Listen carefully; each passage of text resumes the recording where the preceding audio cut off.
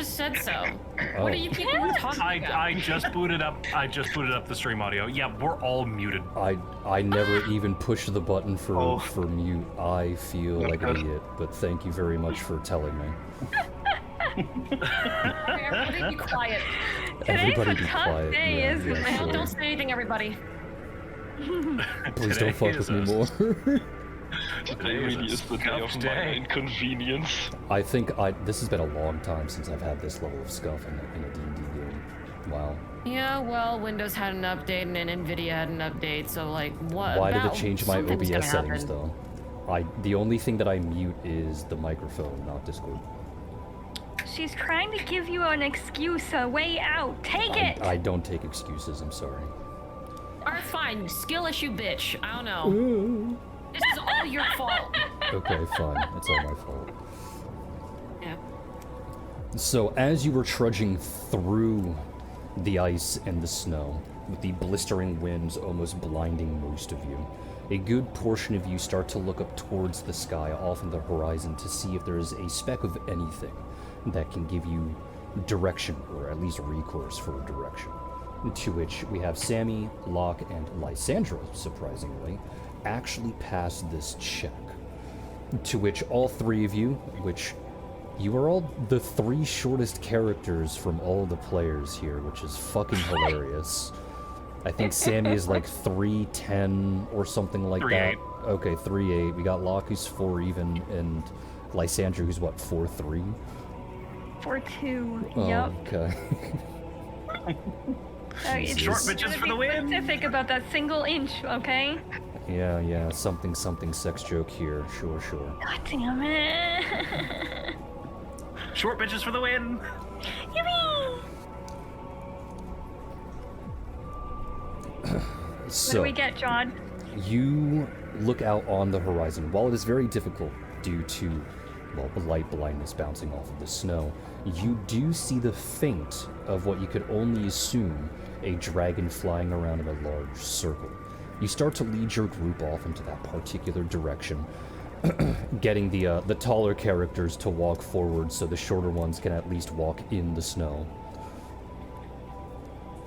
And eventually, once you are close enough, they do more or less much of the same as Utteron, to which you hear the unfurling of dragon wings, a roar, before eventually a creature summons itself, crashing down into the snow next to you, as imposing as possible, before staring you down. They announce themselves as Ifumon, and the way that they try and do so seems to have a bit more humanistic mannerisms as they speak. They go on this extremely long tirade about how important they are and all the things that they are known for, which almost all of that is ice-related in some way, shape, or form.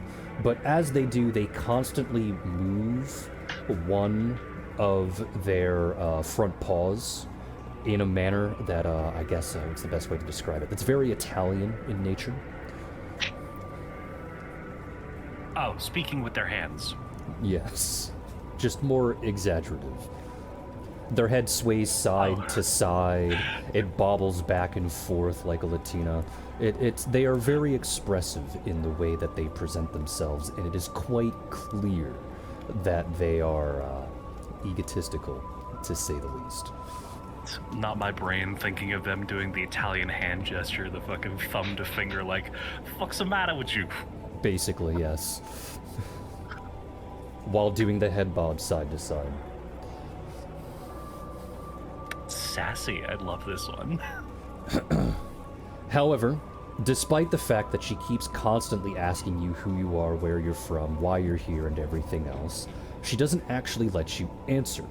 I don't know if that would frustrate some of your characters, but pretty much every single time one of you is about to speak, she cuts you off and makes some exaggerative guess that is completely and totally off the mark before correcting herself and being somewhat close, especially after she studies both Reich and Catan and notices that the both of you are showcasing some draconic features, especially since after the last shrine that you entered, You do look a little bit more draconic.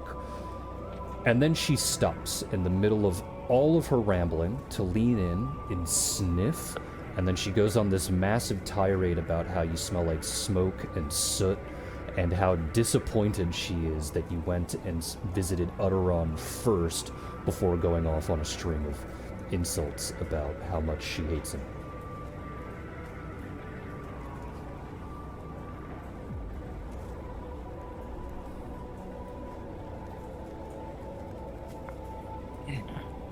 After all this, kind of just waiting until she's done talking. This wasted a good 25 minutes of your in-game time. Okay. And then slowly... we went there first because we wanted it out of the way first. Oh, and I'm not Clearly. important enough to get out of the way first. I see how it is. No. We clearly No. wanted to save the superior trial for last. She'll It's pause less and look painful down here. at Sammy. I know this is an inside joke, but she gives you the missile side stare. Go ahead and roll for bluff.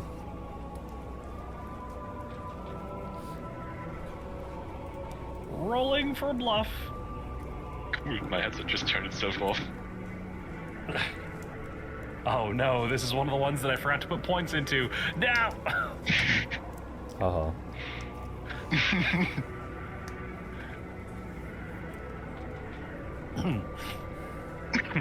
She'll stare at you for a moment, curious, and then her eyes will narrow. It seems that she now no longer likes you. So how she responds to this is by saying first that she enjoys the flattery, but it is empty and callous before she lifts up one of her front paws and then just steps on you, smushing you into the snow. just the thumb on the head slowly pushing down. It wasn't that gentle. I won't say that you'll take damage from this, but it's certainly not enough for it to be threatening or dangerous, if that makes sense. Sammy But just you are several feet currently into the now snow semi-suffocating underneath her front paw and the snow. I also forgot to send Eva more over, so here is. It's very cold. Does anyone Does she look else kind of saucy? care to have less callous words to say to me? She wasn't even trying to be callous. She was being genuine. That's the worst part. Reich will kinda just tap Zamanu and like kinda tell her to wake up, we have company. I mean, Zamanu's not And asleep, but I'm sure she would be very withdrawn in this temperature. she is. She is effectively clinging to your back like a backpack. So you try and reach around and get her to let go. She is bigger, by the way. She's no longer small size. I think at this point she's just barely medium, if I recall correctly, without checking her sheet right now. I think she's just barely medium. So you can still carry her on your back, because I think you're about 6 feet, right? Yeah. Yeah, she'd be about, she's 6'1". like 4'1" right now. 4'1", 4'2". So you can just carry her on your back like a backpack. And after trying to, like, you know, remove one of her claws from your shoulder or her tail from around your waist from trying to absorb as much body heat from you as possible, you elect to simply turn around. So she does that thing that foxes like to do where they look at things backwards. And she stares at Ephemore, and Ephemore stares back, and she goes, "Oh, I see. Well, how is the concubine treating you, Dragon Warrior?" Excuse me? I didn't stutter. No, I'm just very confused at the choice of words. They were deliberately chosen. How can you be confused? Do you wish for me to explain the definition of what a concubine is? I'm not sleeping with her. Oh, that's interesting. Reich, you can go ahead and roll sense motive. Oh boy.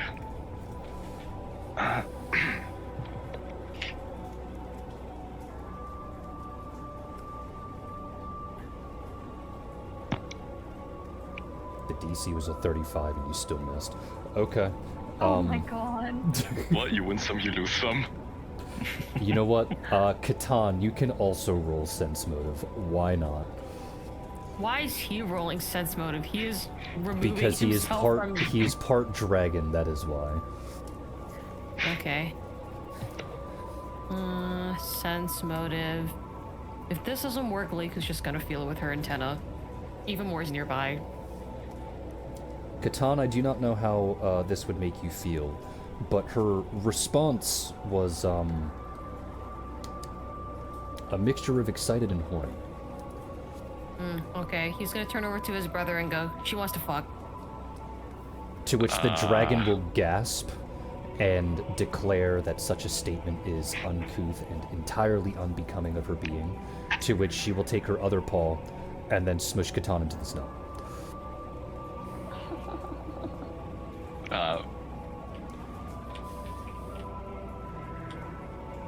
Reich will look up to her. Could you please let those two go? We kinda still need them. I don't want them to suffocate. She will huff, and she will think for some time after that, and state, well, if I do, what will you do to make me? Oh, God!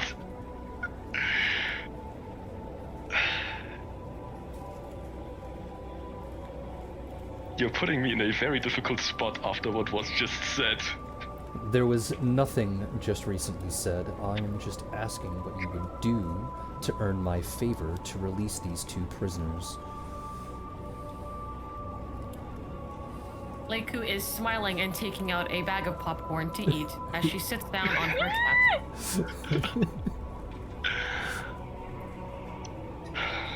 I'm very cold.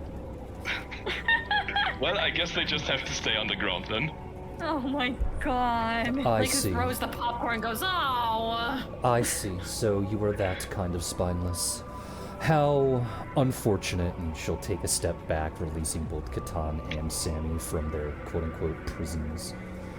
And she'll go, I will assume that these unfortunate miscreants are your guests. But I will permit you to enter my abode, and she will turn around and motion towards an ice fortress off towards due south, stating that you may enter when you wish, and she will be waiting for all of you to arrive before unfurling her wings once more and taking off.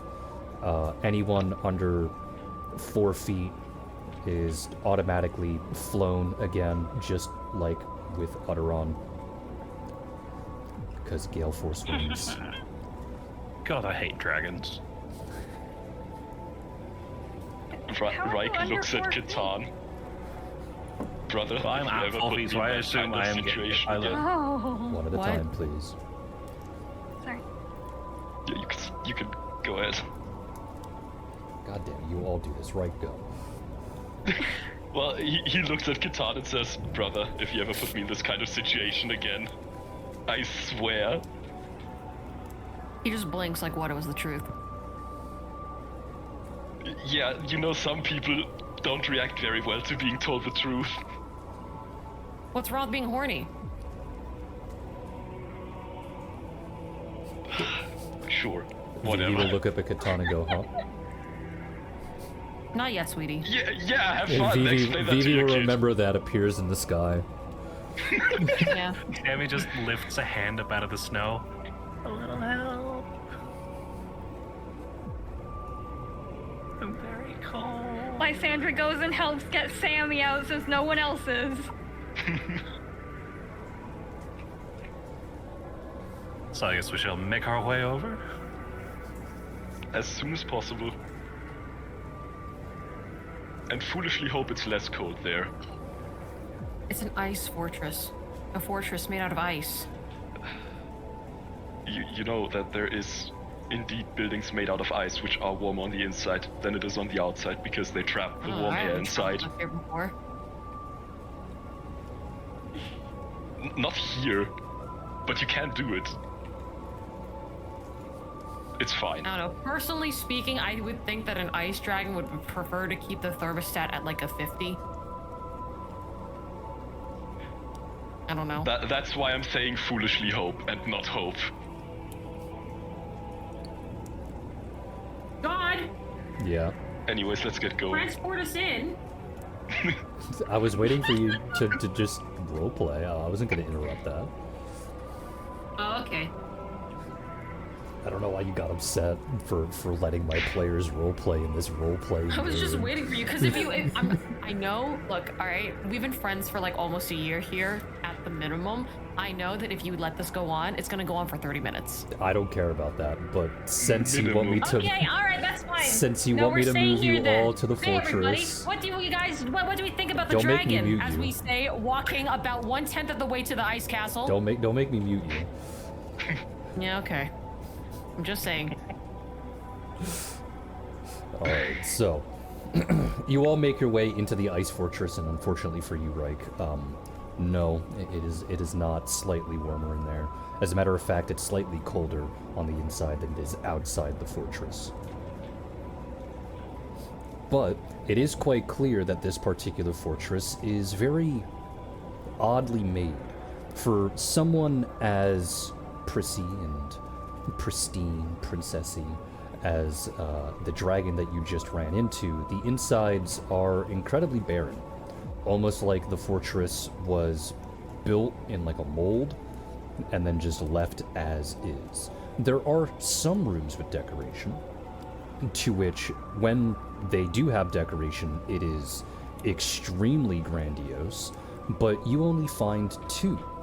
The first one seems to be some kind of bedroom or lounge, which is decorated almost as royally as pretty much the Telduria castle that you've all stayed at for a good portion of your time, if not more than that.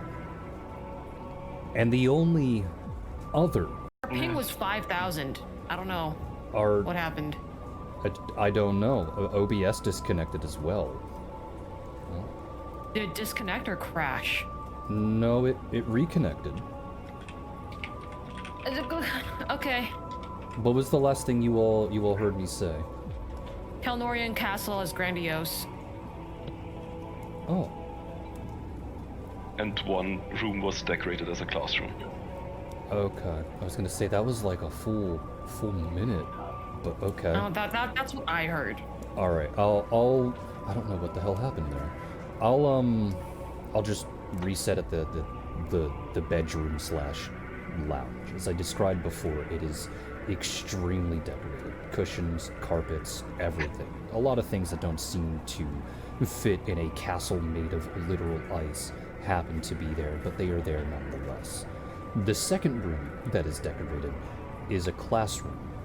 There are desks, handcrafted and hand-carved, strewn about the class in a very orderly fashion, more so than just like the basic metal chair attached to a wooden desk that most of you would be familiar with going to school and whatnot. These are actually pretty elegant in their design, and on the back is a fully functioning chalkboard. It's not like it was crafted out of ice. No, it's just that green backing on wood that everyone is incredibly familiar with multiple pieces of chalk, albeit very enlarged, for a dragon. And before you is the dragon herself. However, she looks very different from before, in the fact that she's wearing clothes. Specifically, she has taken the time to put on an entire teacher's outfit, complete with a full button-up, half-rimmed glasses, and a miniskirt. She is still a dragon.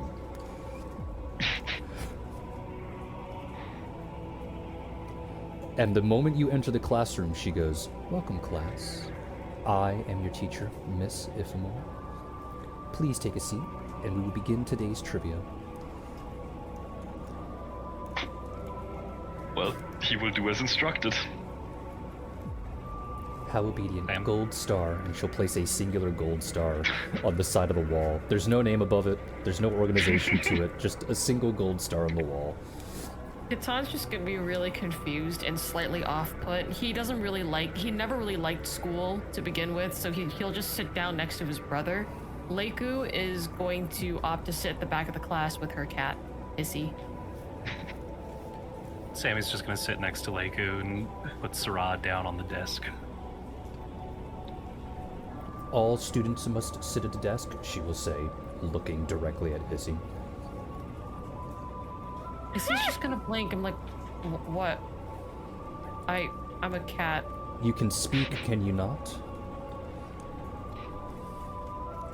And then he turns to Lake and he's like, you told me I didn't have to go to school until I got human. And Lake is like, well, she wants you to sit in the chair, and as you will learn when you go to school, what the teacher says goes, so go sit in a chair. And he goes like, oh, fine. And he'll look at this chair, which is absurdly much smaller than him, but he will manage to fit himself, if only because he's cat, but he's overflowing the chair, so it doesn't actually look like he's sitting on the chair at all. Evilmore will accept this and compliment Hissy for the job well done and place another gold star on the wall. He's just gonna lightly frown, not because he's uncomfortable with the situation, but he's like, why can't I have this sticker? Why is it going on the wall?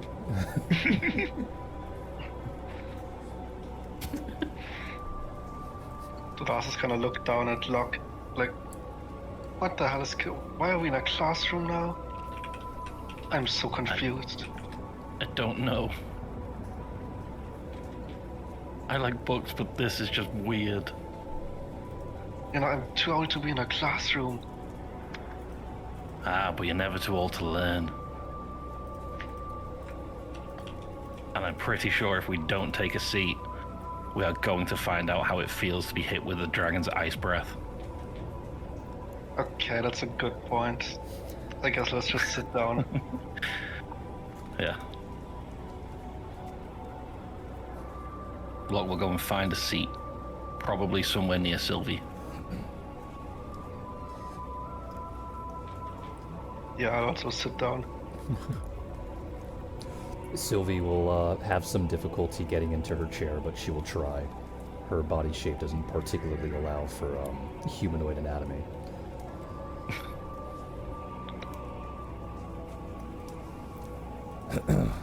Once everyone is sitting down and more or less paying attention, she will explain how her shrine works. Of course, this starts off with like a good 10-minute tirade about how much she hates Utteron and how he's a big, stupid, ugly, dumb oaf who can't tell his ass from another ass, who can't hit the side of a barn even if it was standing still, and everything else, trying to build him up to be this ugly, brutish, evil individual, while making herself seem like the small, dainty, princess-like individual. And therefore, her way is best, and her way is that instead of brute force and brute strength, it is brain that matters more than brawn. So, Can confirm. Brain saved us a lot of time in his shrine. So, she is going to ask a series of questions to the class as a whole. Since you are all counted as the dragons, the dragon warriors guests, you will all be counted as one person. This is a 17-question test. You are only allowed to get 4 questions wrong. If you get 4 questions wrong, you will be kicked out of the Ice Fortress. What? Oh gosh. Right gives Catan the we're fucked look.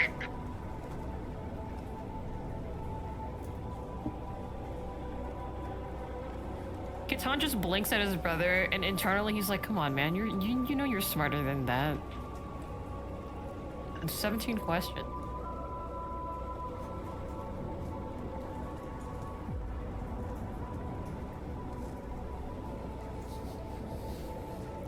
No response to that, right?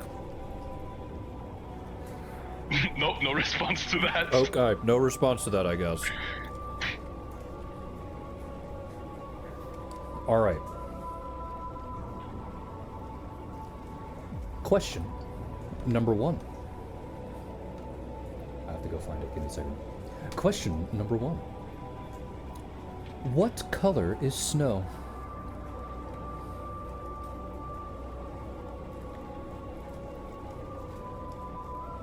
Someone needs to answer in 10 seconds. 9, 8. White. White? What? Wrong. It is colorless or transparent. Can't believe you didn't learn such a thing in school, she will say. Don't you know that snow is important? Wait a minute. Wait a minute. I'm not very smart with school, okay? I'm not very smart. But white itself is a color. It is not colorless because of the way the sun reflects on the snow. And then to our eyes, which I assume you have the same eyes, is actually white. Snowflakes are transparent. They appear white due to other factors, not just the sun reflecting off of them. Such as? We will move on to the second question. Okay, well, Lysandra sulks in her chair. It is the same kind of logic as to why the sky is blue. The But sky you're is not arguing that the actually sky is blue. colorless. If you wish to argue with the teacher, I can remove you. Okay, I'll just sit in my chair. Katan's like, I fucking hate this. and me as a player, I also fucking hate this because now I'm flashed back to the moment in 5th grade when my English teacher said it was wrong for me to say sail a boat. It should have been row a boat, but they both grammatically work. I like how she yelled in time with the song's drums going off in the background. As if she summoned all of it for her anger. Is correct. Alright. Oh boy. She will start writing up on the chalkboard, noting down that you got 1 wrong. She will go on to her second question. How does snow form?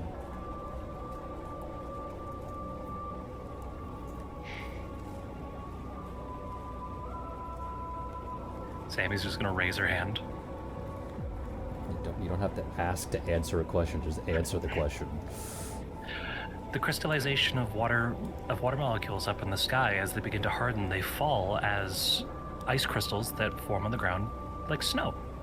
Correct. You get a gold star, and she'll place it on the wall next to the others. Is he just gonna frown even more? Third question. During a 100-year period, on average, how many years does water spend in the ocean?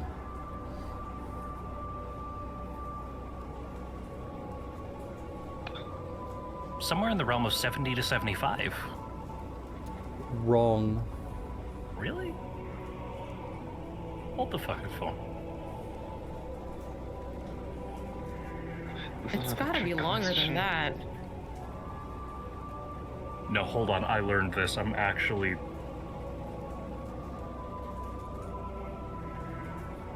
I don't. God damn it! I remember this question that was asked in science class. I just remember it's like a few thousand, but I don't remember how many thousand. Well, I said during a 100-year period, not a 1,000-year period. Oh, a 100-year period? Oh, It's got it. 98. It spends 98 years on average in the ocean. Yes, but you already answered 75, so... Fuck. Gotta give him multiple choice answers. I would, but this is way more entertaining. Yeah. Okay. Hold on. I just feel salty about the You fucking never white said that there was a versus rule colorless. that a person can only answer once. You didn't.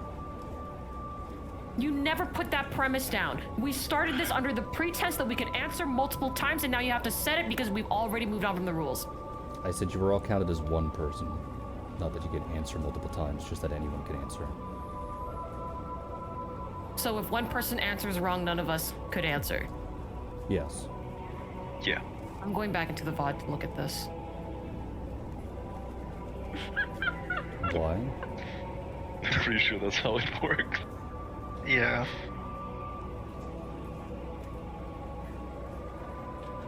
Like, unfortunately, you don't get multiple attempts during a test.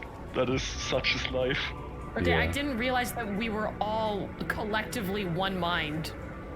Yeah, no, we are a hive mind. Yes, Okay. you are a hive mind. All right, cool. I hate this already. Next question. Move on. The sorry, I dragoness got will that one move over wrong. to the chalkboard, and you'll see that there is a rolled up poster with a string attached to it. She'll wrap her claw around the string and pull it down. And when she does, you will see that it is an anatomical picture of the male reproductive organs. And her question is, during puberty, this region becomes juicy enough to eat, true or false?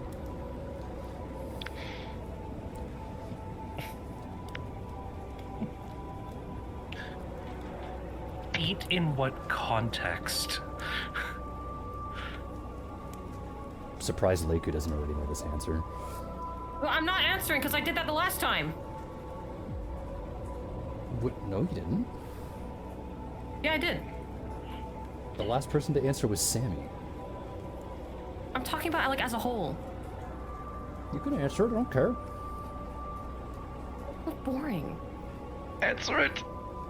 Okay, fine. Leica will say yes. Great. Why are you so exasperated today?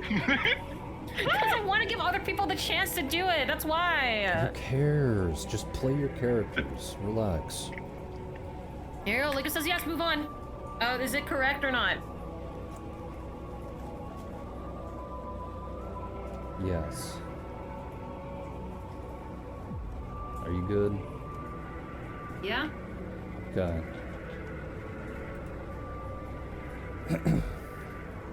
The dragoness will nod along and the poster will roll back up. I don't know if anyone will give Leiku any weird looks from that. She will then say, the next question will count as 2 answers if you can get it correct. An object going a consistent 45 meters per second is traveling to a location 978 kilometers away. How long does it take to get there?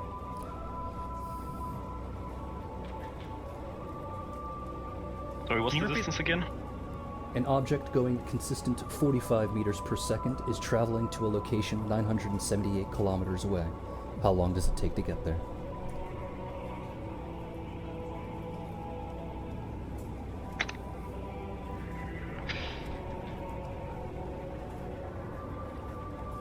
$40 meters per second 45. to 45. 400, 45 meters per second to 478 kilometers. No. My brain is having trouble right now. I can only repeat myself so much. You gotta really see. One more time, pretty please. 45 meters per second traveling to a location 978 kilometers away. 45 meters per second, 978 kilometers.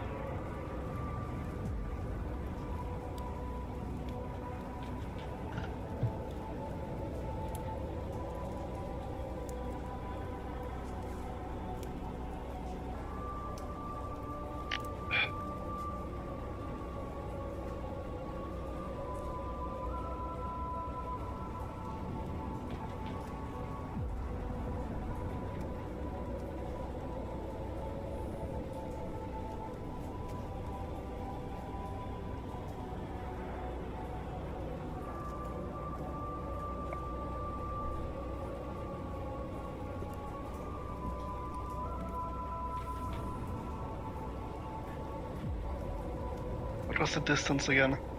978 kilometers. 9678. Okay, I think my math is right here. Because I've carried everything that I could. If it's traveling at 45 meters per second to 978 kilometers, it would take 362.2 minutes. She nods her head and says, "You are correct." I am an engineer. Or, 978 times 10 divided by 45. Oh, that would have been so much easier. Math. This is where I play my character the worst the entire campaign, because Locke is a big nerd and I am a big dum-dum. Yeah, and I tried to go in hours and in minutes. Okay, whatever. It was not a physics question, it was just a math question. But I have tried to make it a physics question. Shut up. She goes, good job, and she will take 2 gold stars and place them on the wall next to the others. Next question. If you cut a quarter into thirds, how many pieces do you have?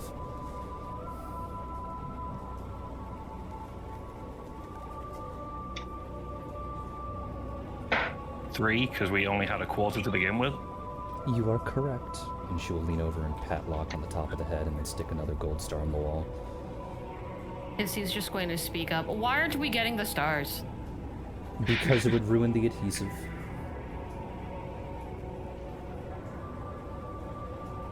He's just gonna grumble and go there for us.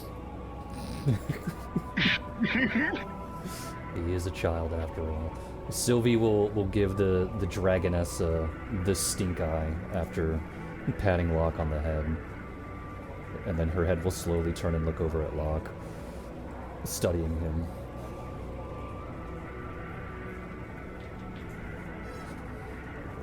Not my fault. I didn't say it was your fault, did I? The look kind of says that it was my fault. It's not what I was judging you for. I'll remember this. Oh no. Which is bigger, says the dragoness, starting the next question. 285 or 200 plus 30 minus 5 plus 60.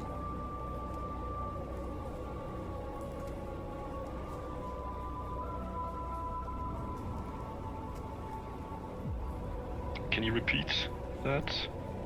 Which is bigger? 285, 200 plus, or 200 plus 30 minus 5 plus 60. They're the same. You are correct. She will lean over and pat you on the head before sticking another gold star on the wall. And then I need to roll 1, 2, 3, 4, 5, 6, 7, 8 plus.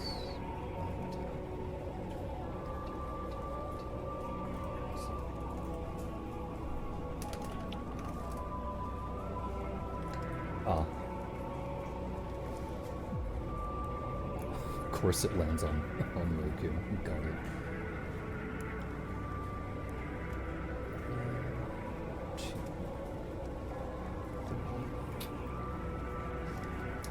After answering the last question, the dragoness starts to walk around the room. The way that they walk is very exaggerated as they sway their body back and forth, and their tail half whipping behind them. To which she then stops and leans over Leiku, leaning in, her voice dropping low and getting a bit more sultry, and she goes, "When does a dragon go into heat?"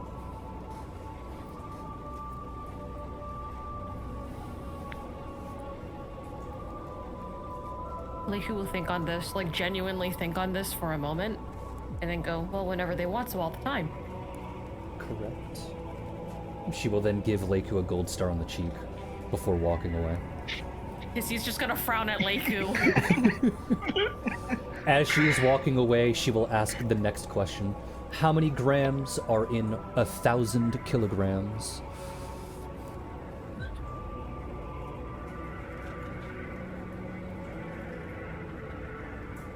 A million? You are correct. And she'll stick Yeah. another gold star on the wall.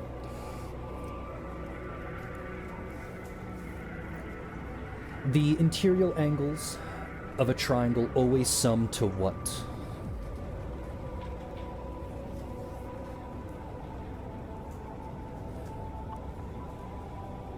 $180 degrees. You are correct. And she'll stick another gold star on the wall.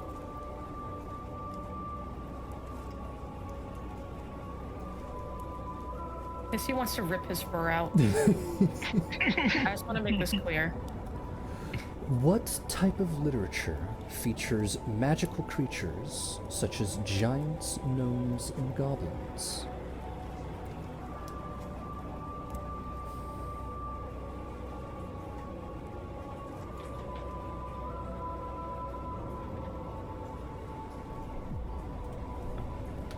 Fantasy? Are you sure that's the question? That's the answer you want to give? You are okay, the in question was a... what type of literature, right? Yeah. Think about it for a moment. You're playing a fantasy It's a trick game, question. right? It's a trick question. They are real.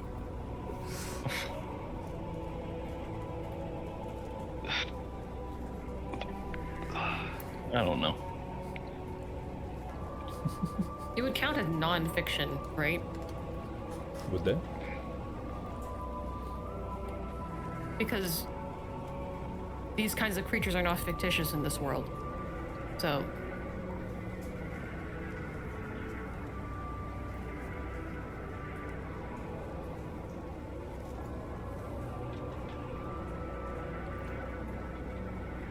Folk tales.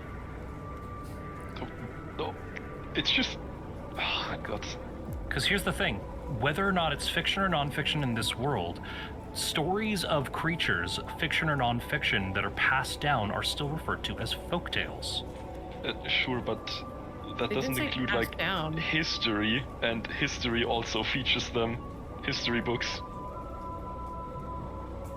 I don't know, man, this one's tricky. I would like you all to make a perception check, including Hizzy. Okay. Okay, alright. Oh. Nat 20. Oh, I think I know the answer. Ha! You got a nat 20, but I still won. You got a nat 20, but I still won. I'll get you next time, rat.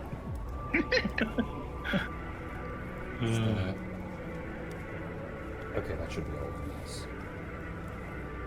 Going off of the nat 20, Sammy, and Locke is the only other person to pass.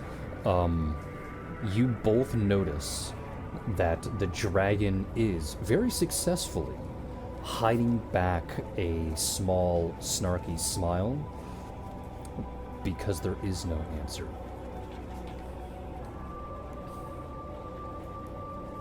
This is a trick question. There is no answer. She will nod along and go, "Oh, took you long enough." She will then saunter her way over, pausing by Leiku, but instead turning her body and bending over so that Leiku can get a good view, and instead leans over to Catan and she goes, "How long is the gestation period for a dragon carrying a half-human child?" And then she'll bounce her eyebrows twice. What?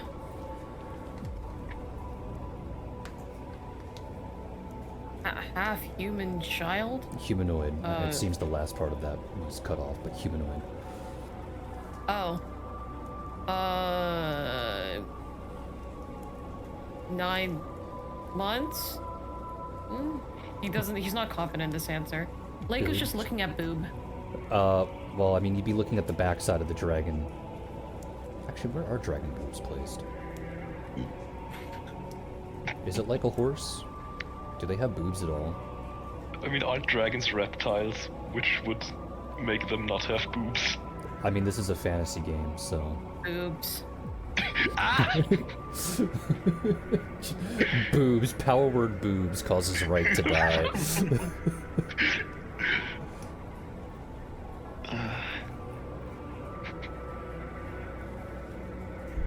She will look at Catan and go, "Good answer," and start to saunter away, her tail slowly wrapping around the small of his back as she does.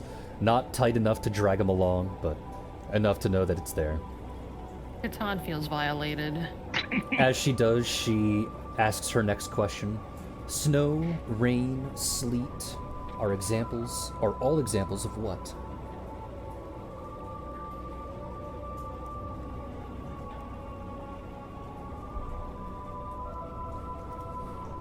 Snow, rain, and sleet. There's a word for this.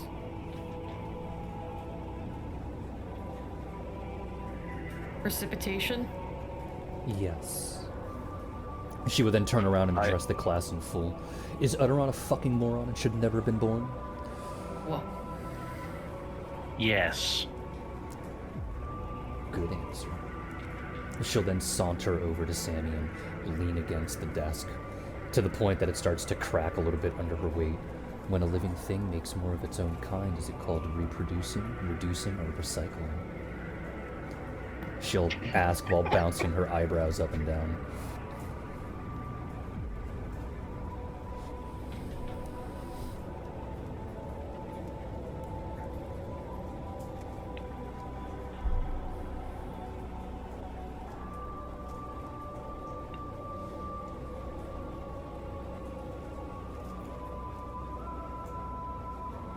Well, if no one else wants to answer, it's reproducing. Her head will turn towards Duras and go, oh, well, at least someone else doesn't have stage fright. And she'll continue to walk through the classroom doing her strut, and she'll go, why do you often see lightning before you hear thunder? Because the speed of light is faster than the speed of sound. You are correct.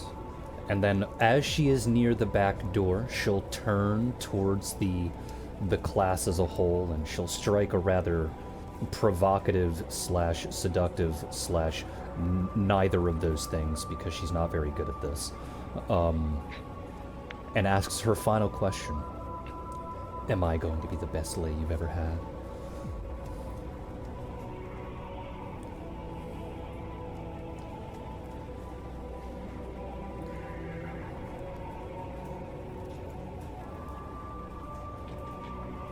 Turns and looks at Reich. Turns and Reich wants looks to at tear her. his skin off. Take one for the team, man. Well, it's a yes or no question. yeah, but who answers it is very important right now. I mean, Leiku's married, Catan is married. anyone can Right. say yes and anyone can say no. It's just who wants to give the answer. Reich just Lysandra dies. says yes. Lysandra says yes. Hi, fucking knew it. Take one for the team. Felicity would be proud. Yeah, I mean, she didn't she ask you if you wanted it, if you wanted that? She did. What'd you say? Look. He asked if Felicity asked if Lysandra wanted to have sex with the dragon. So Oh, I guess that's fair. That's true, yeah. yes, it do be true. So when Lysandra says yes, Felicity immediately stands up and slams her hand on the desk, yelling, I object, to which both you and her look towards Felicity, to which she says, addendum, not without me.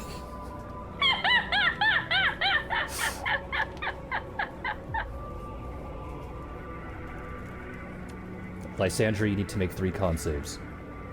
3 con saves. Okay, hold on. I need to check my con. What is my con? Shit. Oh, yippee! 3d20. 3 con saves. Yippee! Okay, not too bad. Alright, so the dragon gives that knowing, lustful smirk towards Lysandra as Lysandra gets up, excited to do the dragon sex, I guess. To which Felicity is far more excited for this than Lysandra is, as she does a quick lap around the room and then picks up Lysandra, running out of the door faster than the time it takes for Lysandra to get up from the desk and walk to the door. The rest of the group, you are now stuck in the classroom as the doors slam closed behind them and locks for the next 3 hours. What do you do? Turns to Catan. I wish we would have taken the expressway to the land of the dead. What was that?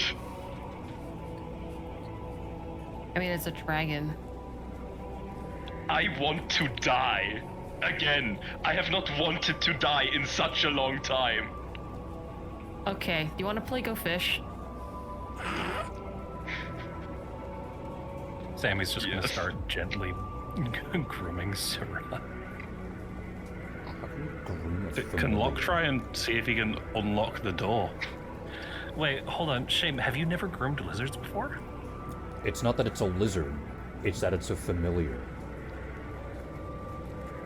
Yes, but it's still a tangible thing. In a way, yes, but not like that. You can put stuff on them, but you can't really groom them. I choose to believe she can be pet and brushed, so that is what I am believing. It's just so petting and petting is what you mean. Got it. Petting and brushing. I said what I said. So, Reich, are you gonna play Go Fish with Catan? Yes. I have no idea what that means, but yes. You never played Go I don't Fish even know before? what Go Fish is. Well, it is I an might American know it card under game. another name. It is an American card game, so it's understandable. German. What's that supposed to mean? That was so disappointed. If not Go Fish, how about a round of gin rummy? Texas Hold'em? I know While Texas you're all Hold'em. playing cards with each other, Locke, you walk Yes. up to the door to see if there is like some kind of lock that you can pick. And as you start examining it and everything else, you realize that there is no lock. It is made more or less of solid ice. There is no lock for a key to go into to lock you in, because it was locked on the outside with a bar. Aleku walks up to a lock and goes, do you want to get in? Do you want to witness what's going on outside this door? I mean, I would hope they've taken it to the bedroom, but I just kind of don't like the idea of being locked in this room. Well then. Aleku touches the wall and casts Phase Door.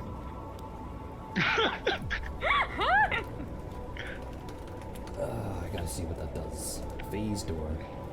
It creates an invisible passage through a barrier. Through wooden, plaster, or stone walls, but not other materials. Wow. I thought it was going to work, but it is made of I ice. also thought it was going to work. Okay. That's so fun. I was like, that's such a great way to do it. Sure, let's read the spell. Apparently it doesn't work with ice. Alright. Okay, alright, fine. Fuck you. Fireball. What? Fire. Oh, that wouldn't melt the ice anyway, because it is magical ice. That I know wouldn't work. God damn it. So, Locke, as you turn, you all hear me now? Yes. Yes. Yeah. Huh? Yeah? What was the last thing you heard me say? Look to Sylvie, the- who was looking at Locke rather disappointed, pointing at the space in front of her. Okay. Did you hear that, Locke? I did. Okay. Then I didn't hear a response. I didn't hear if any you of that, but that's okay. Yeah, if he made a response, I didn't hear it because, you know, 1 second. for some unfortunate fucking reason, I guess Amazon Web Services is just on the fritz today.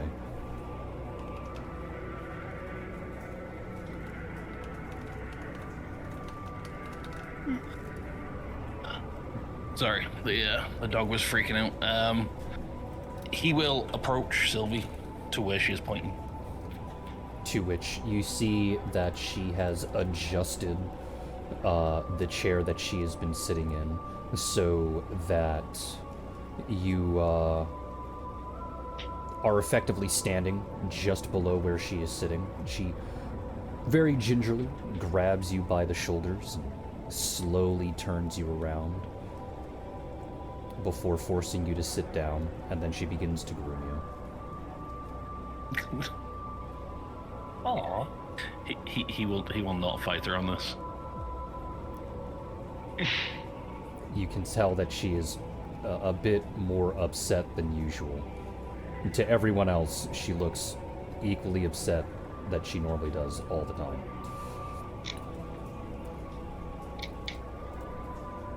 And I did just check AWS. Amazon Web Services is currently going through some form of maintenance. Awesome. But this Fantastic. issue was not happening earlier today. Got it. Correct, yes. Regardless, 3 hours pass, and both Felicity, Ephemore, and Lysandra return. Felicity looks very satisfied, but satisfied in a way where it's like she's completed a lifelong goal, if that makes sense. Lysandra, however, is entirely disheveled with her satisfaction, if you catch my drift. Lysandra is also holding an egg in her arms. Eggy! Ephemore did not lay that egg. Who laid the egg? You already know the answer, don't you? Who laid the egg, John? Who laid You the egg? did. You did. You. Turbo bottom, you did. Why did I have to lay the egg? Because you're the Okay. turbo bottom, that's why. You did. The bottom's got an egg, guys. tiny dragon child incoming, I guess. Lysandra's gonna be a mama. Ephemore leans her head into the door, and she says, now on to the second part of my challenge, to which she will look down at Lysandra and hold out one of the paws, and she'll say, you can hand over the egg to me for the time being, so that you don't accidentally break it during the next trial. Lysandra looks at the egg, and then, do I pop it with me? Did I leave pop it behind? I think you left it on the boat, if I recall correctly. Okay. Yeah. Okay, just No, making because sure. we had Poppet in the last trial. No, Oh, we did! Did you? No, yeah, because he opened the Okay. doors. Oh, right, yeah. Okay. Yeah. I thought you left him back in the boat, so you would have Poppet. But that doesn't necessarily still- make him a safe... Yeah, it's still probably easier to hand the little egg over, so she does. She gives the egg over. She does intend on giving you the egg. Of course, you know, you were the one who laid it, after all. Thanks.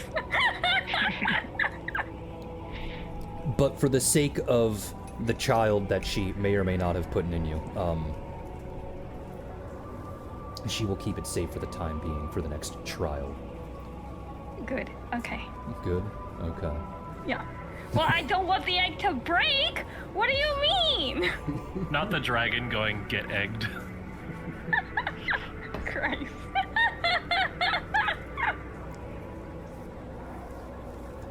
So...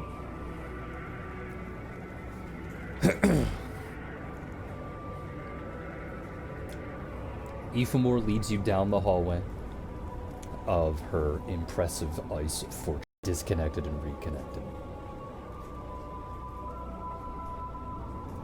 What was the last thing you all heard me say? One long A long hall. haul. One long hall, okay. It is really just one long hallway. As impressive as the construction looked to be on the outside,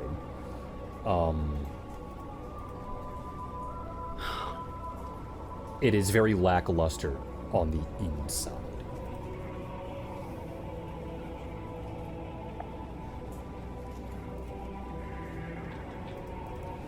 However, at the end of this long hallway is a door that Ephemore very clearly cannot fit through.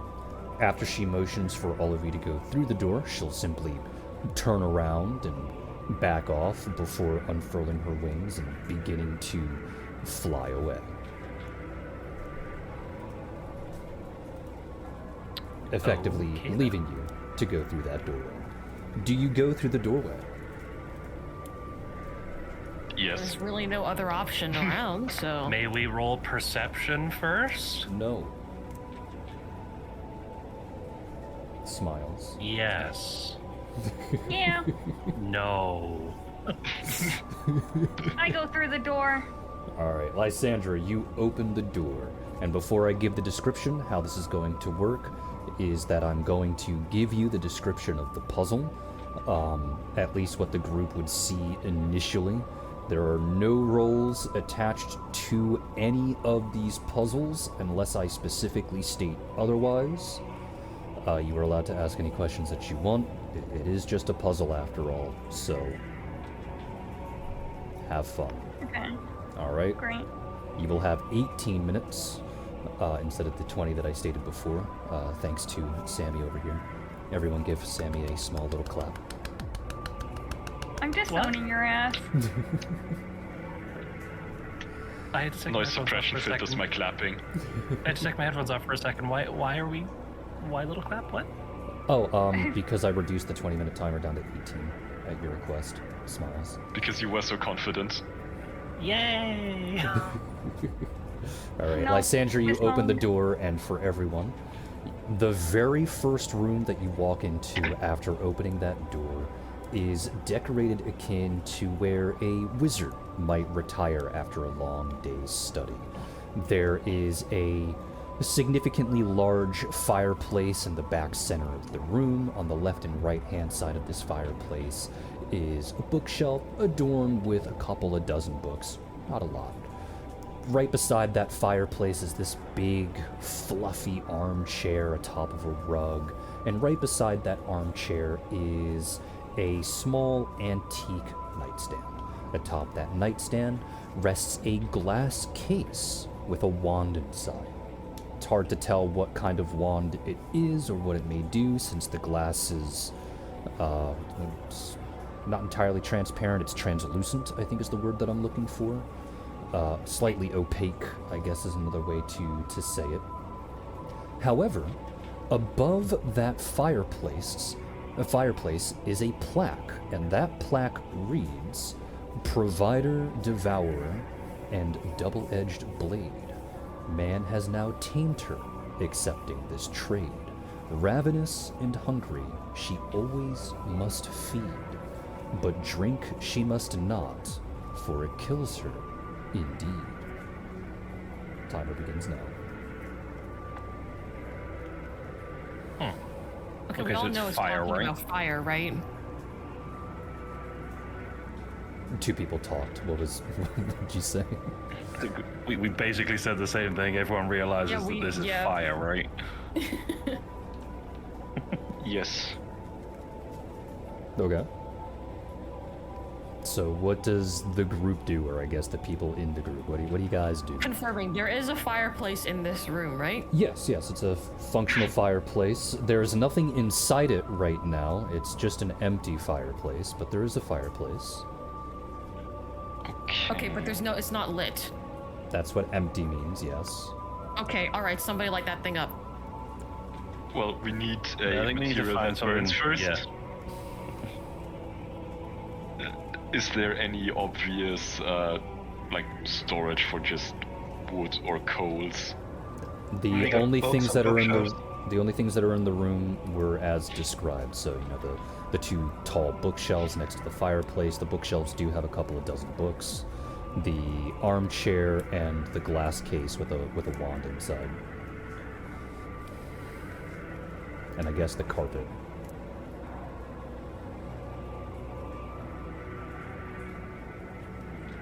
Locke will just go up and start taking books off the bookshelf, All right.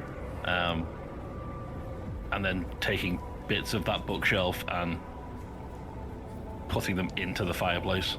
The books Because or he the will not bend the bookshelf? books. The actual bookshelf. Okay, not He the will not books. bend the books. Okay. Although, actually, in saying that, he will check if they are actual books or just empty books.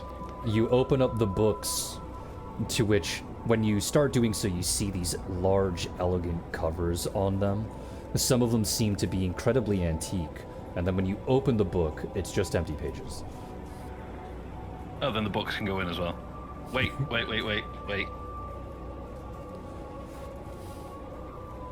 Potion of True Seeing first. Yeah, maybe there's a spell hiding the words. No, it really I is have just a- blank pages. then that is fine. The books can go in too. Just was not risking there being hidden words on these books. All right, so you've Why thrown in you- a couple of books. You've thrown pieces of the bookshelf into the fireplace. Now what? Reich will take the wand out and hold it up, looking at, everyone who is somewhat magically gifted. Anyone can tell me what that wand is? Well, no one can because the case is locked. Well, then he will try to unlock it. Do you have disabled device? Yes. Then you may roll disable device. Where is it? Here. Okay.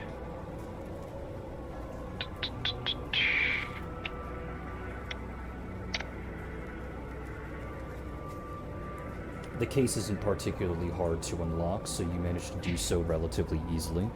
And when you pull out the wand, those with knowledge arcane can go ahead and roll. Okay. Oh, Laker yippee! I can does. Let's see finally if do Kakan that. does. No, he doesn't have any ranks in it, so he can't, but I know Leku does.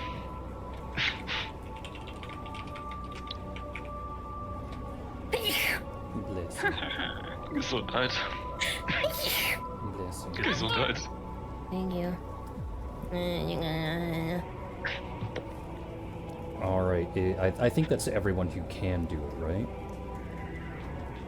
Yeah. Yeah, I think so. Yeah, I think so. Alright, you all pass, to which going off of the highest lock, you recognize this wand as a wand of scorching ray. Okay. Pretty Okay, so straightforward. that'll let you cast Scorching Ray. Any one of you good with using wands? I've never tried it before. I don't want to make it explode. That would be use magic device. Correct, you I would can have a need go to at it. roll use magic device in order to cast it properly. I'll have a go at it. Sure. He hands it over to Sammy.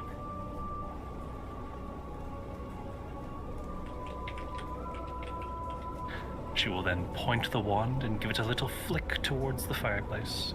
Well, now you need to roll use magic device. 52.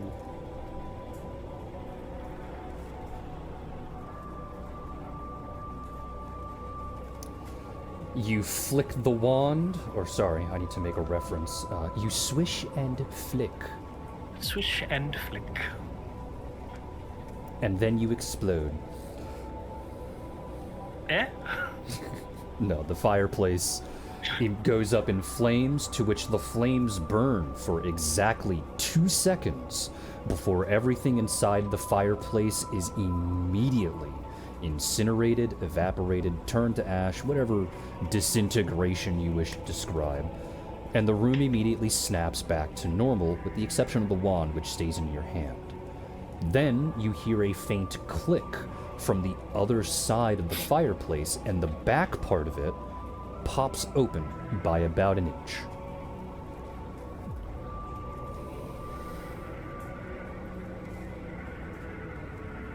Locke will approach and try to push it open. All right. You curiously approach, and you gingerly push open this newfound door in front of you, and while it is a tad difficult to do, one from the weight, but two from the wind behind it, because you immediately find yourself outside. Oh, okay. There are walls to your left and right to force you effectively into the path that is set before you. And these walls are like 500 feet tall. So don't try and think about going over them or anything along those lines. I just gotta put them there so that you guys don't think, oh, I can just walk around. But no, not allowed. But I can fly! Maybe. Possibly. Regardless, before you is the second puzzle. Directly in front of you is a massive chasm. When you look down, it's far enough that you can't really see the bottom, though it's not like the hole from the orphanage. Okay, it's not like that. It's just a large pool. It's just a big hole. And the chasm itself is about 200 feet across. With a bit of inspection, you can see that there is some kind of rolled up mechanism right next to a mechanical wench. That's the puzzle. Timer begins now.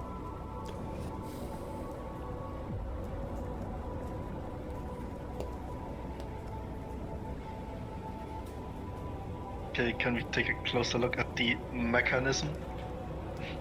I don't really know how else to describe a wench. It's just a lever. Okay, no, okay, I thought there was more and then the lever, okay. Well, there's a rolled up mechanism next to the lever. It's 200 feet away. Studying it a little bit closer, it seems to be potentially a bridge that has been rolled up, mechanically rolled up. It's hard to tell how long it is, considering it is rolled up. But you can probably safely assume that the wench is connected to that rolled up mechanism.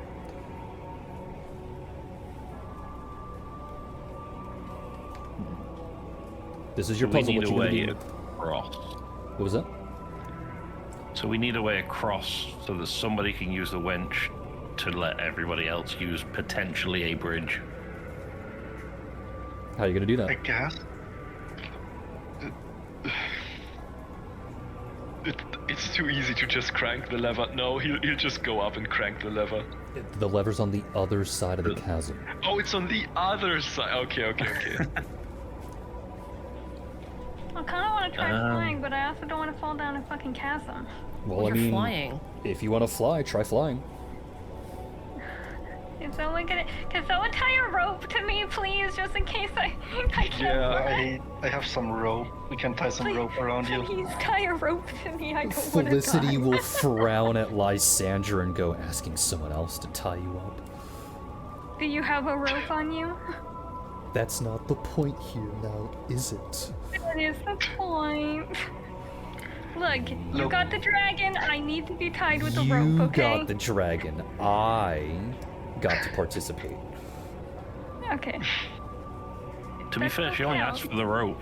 She hasn't yet asked anybody She'll point in at particular to Lysandra tie a rope. she'll point at Lysandra and go, "You're only supposed to be a whore for me." And then she'll hold her hand out for someone to give her a rope. Yeah, here's some rope, and I'm no longer part of this. You two have fun. To which, after getting the rope, Felicity will just simply laugh, because she wasn't actually being serious about the whole ordeal. And she'll secure the rope around Lysandra's waist, making sure that it's not in the way of the wings. And then tell Lysandra that she can go off. I assume you're just going to try and fly across the chasm? Yep, just gonna try and fly. Alright, you take a trust couple of Felicity steps to- back so that you can do a running start. You jump, unfurl your wings, and you fly for, I'll say, about 10-ish feet, more or less unhindered. And then a massive gust of wind will appear underneath, or from underneath the chasm, from the hole itself, and just throw itself up into the air, creating this massive wind wall. The way that the air curves forces you to go backwards, and then you take a bit of a scuff when you land back on the ground near the rest of your friends. But immediately after you land, you all watch as a thick fog starts to rise up from the chasm, and it now blocks vision from your end to the other end of the chasm. However, if you do have dark vision, you can still see through it. And I think Okay, Locke, your that's great. true sight would still be active, so I guess that's Yeah. perfectly fine here too. Because I can't remember Is how there long a that shadow on the lasts. other side? A shadow? No, It there's no is. shadow on the other. Actually, no, I guess there is. Yeah, from the walls themselves, I would suppose. Does anyone I here would not like to have do a dark shadow vision? walk. Hold on. It's Hold Sorry. on. 1 minute per level, I so can't it'd be hear 20 minutes. Sin. Sorry. What were you saying, I Sin? would like for Leiku to shadow walk. Okay. Can you make... It's technically you have to go at 205 feet. Can you make 205 feet? I don't know what the range is for shadow walk. Okay. Actually. Is it just that you cast the spell Shadow Walk? Yes. Okay, then I'll just research it. Let's see. You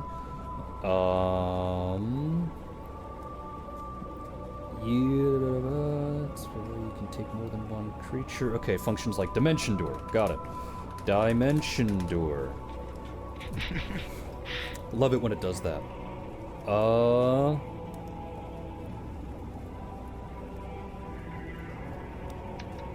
Okay, so any...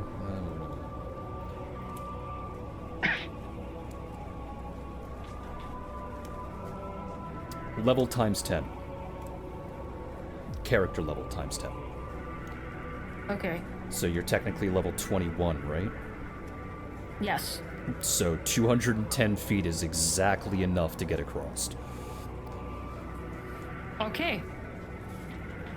To which, as everyone else is talking and bickering back and forth, trying to figure things out, you look around, calmly walk into the shadow that is being cast by the right-hand wall, and meld into it and appear on the other side, completely and totally out of view. I guess leaving Hissy by himself to sniff the ground where you disappeared from. Yeah. And then from there, I presume you walk over to the wench and just turn the lever? Yep. All right. So as you're all more or less talking back and forth with each other, you hear the unmistakable sound of mechanical whirring and unfurling as the fog starts to dissipate.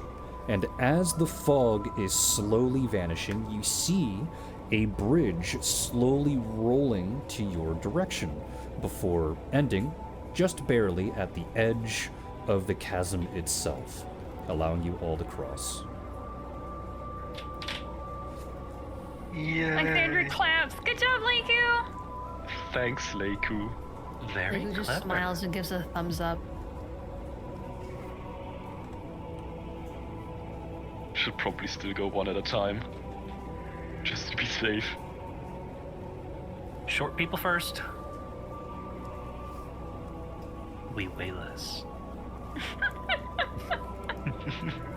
Hissy is gonna go, because he's big.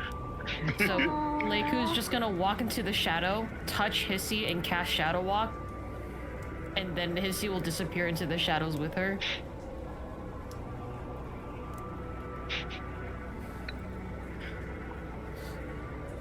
Sammy just steps onto the bridge, makes her way across. Alright, so you all cross, and at the end of this chasm, I'll say about 20 feet away from the mechanism itself, is another doorway, another humanoid-sized doorway. It is currently closed. Locke will investigate the door. It is a door. Okay. Cool. Does it appear to be locked, trapped? No. It Then is he a would just door. try to open the door. Locke opens the door, and you see your third puzzle. Everyone walks through. This third puzzle is about half the size of the last one. So, this room is about 100 feet long. Where you're standing, and at the other end of the room, is a 10-foot tall wall that's 10 feet long. Meaning the center of this room is a 10-foot pit that's about 80 feet long. Okay? Inside this pit are 12 pots. 6 on the left side of the wall, or western side of the wall, and 6 on the eastern side of the wall. However, 1 pot on each side of the wall has been tipped over, and the contents have been spilled out, which seems to be this sickly green, acidic type of material.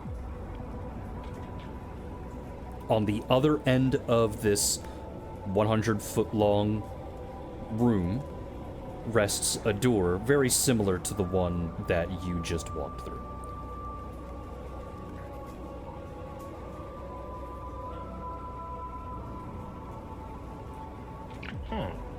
Okay, can I ask again how deep this pit is? It's a 10-foot pit. It's a 10-foot pit. I mean, Okay, you can like hop down without anything. Timer begins now. Well, should I just try to set it back up again? I'll take that as a yes. He'll Kinda climb like down. acid, right? Sure. You're gonna. Try to. What are you doing in particular? What's your plan?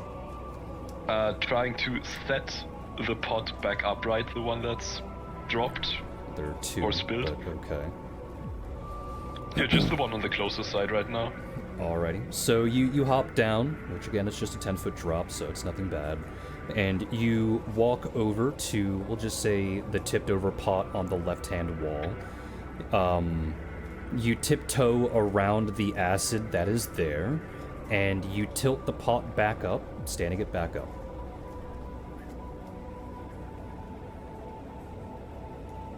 That's it. Well, now what? Does any one of you have a spell that lets you control liquid so we can just spell the liquid back into the pot? Or do we have to do this by hand? It's acid.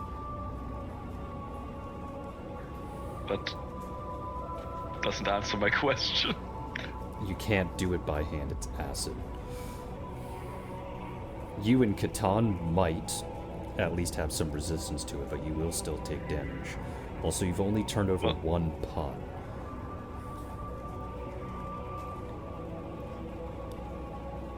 You're acting like you solved the puzzle already. No, by hand, I mean, like, use some sort of container, obviously. Okay, that's not what by hand means. But the more you talk, the more time you waste, so what are you doing next? Well, sure. Well, raising up the other pot on the other side and continuing to ask if somebody is able to control a liquid. Alright, so you walk over and you just put up the other pot. It's now standing upright. I don't think we have anything to control liquids. We have things to alter and, like, create liquids, but...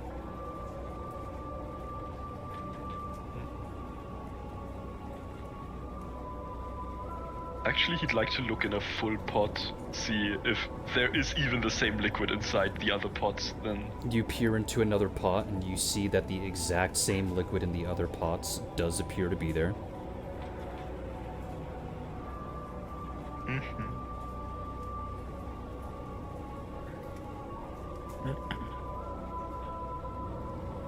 So you think we need to fill them back up? That's an option. Is it that we need to fill them back up, or is it that we need to use the acid to make our way through? Well, you got 15 minutes to figure it out. Because you said there is a big-ass wall in the way, right? No. On the other end is just, again, it's another 10-foot wall.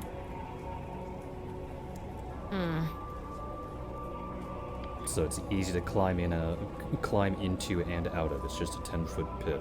It's 80 feet long, but the reason why I described it in the way that I did is because the entire room is 100 feet long. At the other end of the room is a door, similar to the door that you walked through to get into this room.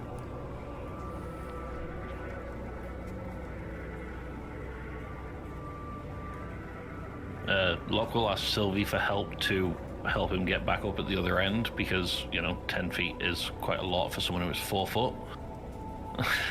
I mean, if you're bad at and he's acrobatics, gonna but try- she'll help you regardless. And just try investigating the door on the other side to see whether there is even really a puzzle here or not. You perceive the door for its door. Doesn't open if I try to open it or anything like that. You reach out and grab the handle and twist it open. While it doesn't push, it does pull, which is opposite, I guess, of the door that you walked through before. But when you open the door, there is nothing there. It's just a solid wall. But there is a note on the wall scribbled in, scratched into the ice. It says, "The only way out is down." Okay. Spill the pots. Yep.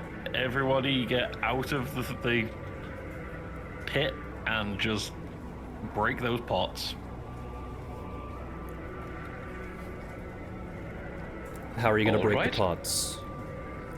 Or are you just going to have a ranged character try and snipe them? I was gonna say just shoot him. Alright. We have who wants guns, to, I'm sure. Who wants to shoot them? Sammy picks up rocks. Well, I can do 3 in a round now. You hear So, that, Dadas? okay. You've been replaced.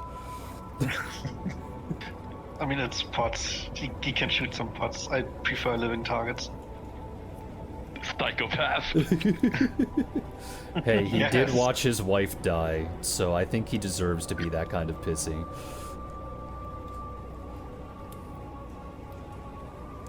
Sammy wants to throw a rock. Alright, so Locke, you will need to make 12 shots. Because, someone stood up the 2 pots. It would have been 10. Okay. I'm gonna have to roll these all individually because I get inspiration on them. Mm-hmm. Okay. Let me find something I don't often have to deal with, which is my actual attack bonus. Well, I'm pretty... in this case, as long as you don't nat 1, it's not going to be that big of a deal. But keeping track of your ammunition is important, so... 1, 2, 3, 4, 5, 5, 6, 6, 7, 7, 8, 8, 9, 9, 10, 10, 11, 11, 12. and 12. Alright, no nat ones. You shoot and shatter all of the pots, to which the liquids inside, the bubbly acid that it is, starts to spread out amongst this entire 80-foot pit until it covers the entire floor. Then you start to hear a distinct sizzling, before finally the acid itself drops. And when you all look down, the acid begins to slide itself down this rather strange incline before simply disappearing somewhere underneath. Down inside of this new room that you have opened up, the only thing that you can see is a small pedestal in the center of the room that seems to be holding 4 potions, though you can't see that from where you are. It is a 50-foot drop after all.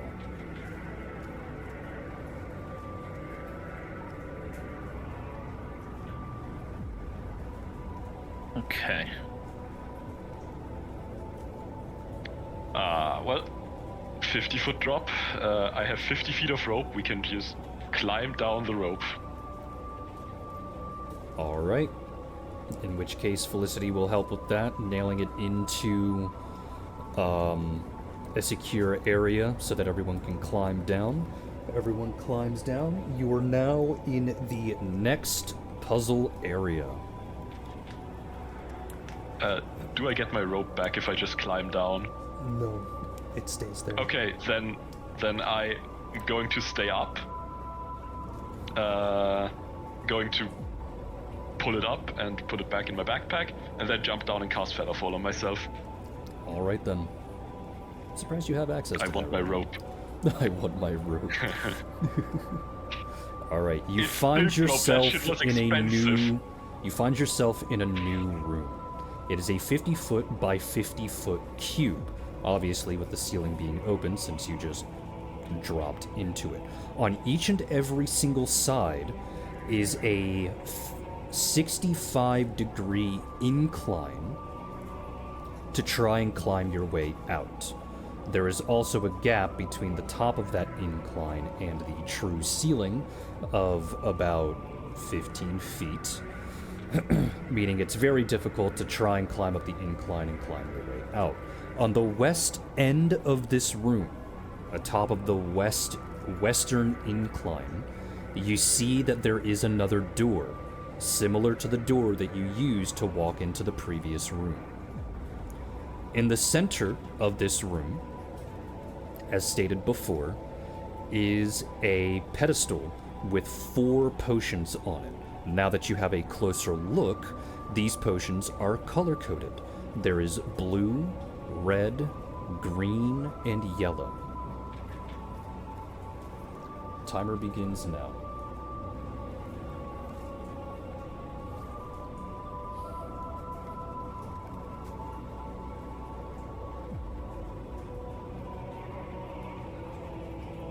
Okay, I just got back and I think I heard the tail end of that. Red, blue, green, and yellow.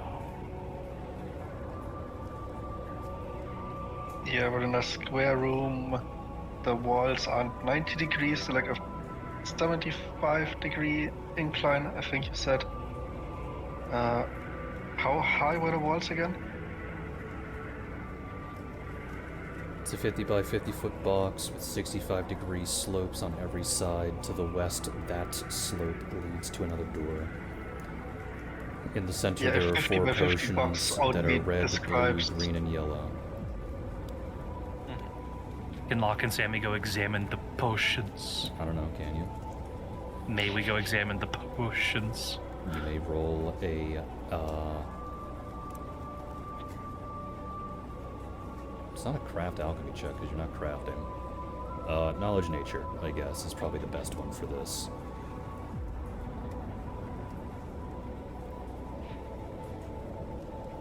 So Locke and Sammy can roll knowledge nature. Okay. That is... And then you both can follow it up with a knowledge arcana.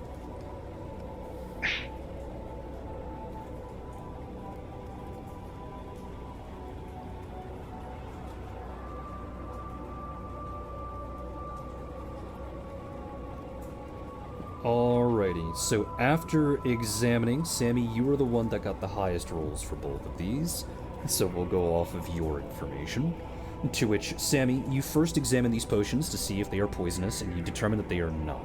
You do see that they have some magical properties, so you go and do your basic studies to see what kind of properties they are, and you find that these potions are elemental resistance potions, specifically to cold, fire, acid, and electricity.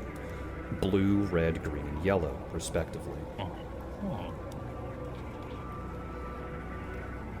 However, due to the fact that you had to pull them off of the pillar, once you pull the 4th one off to do the minor tests for it, the pillar itself makes an odd sound before slowly sliding into the floor beneath you. A couple of seconds after it becomes flush with the ground underneath you, cubes start to rain down into the hole. Very, very slowly.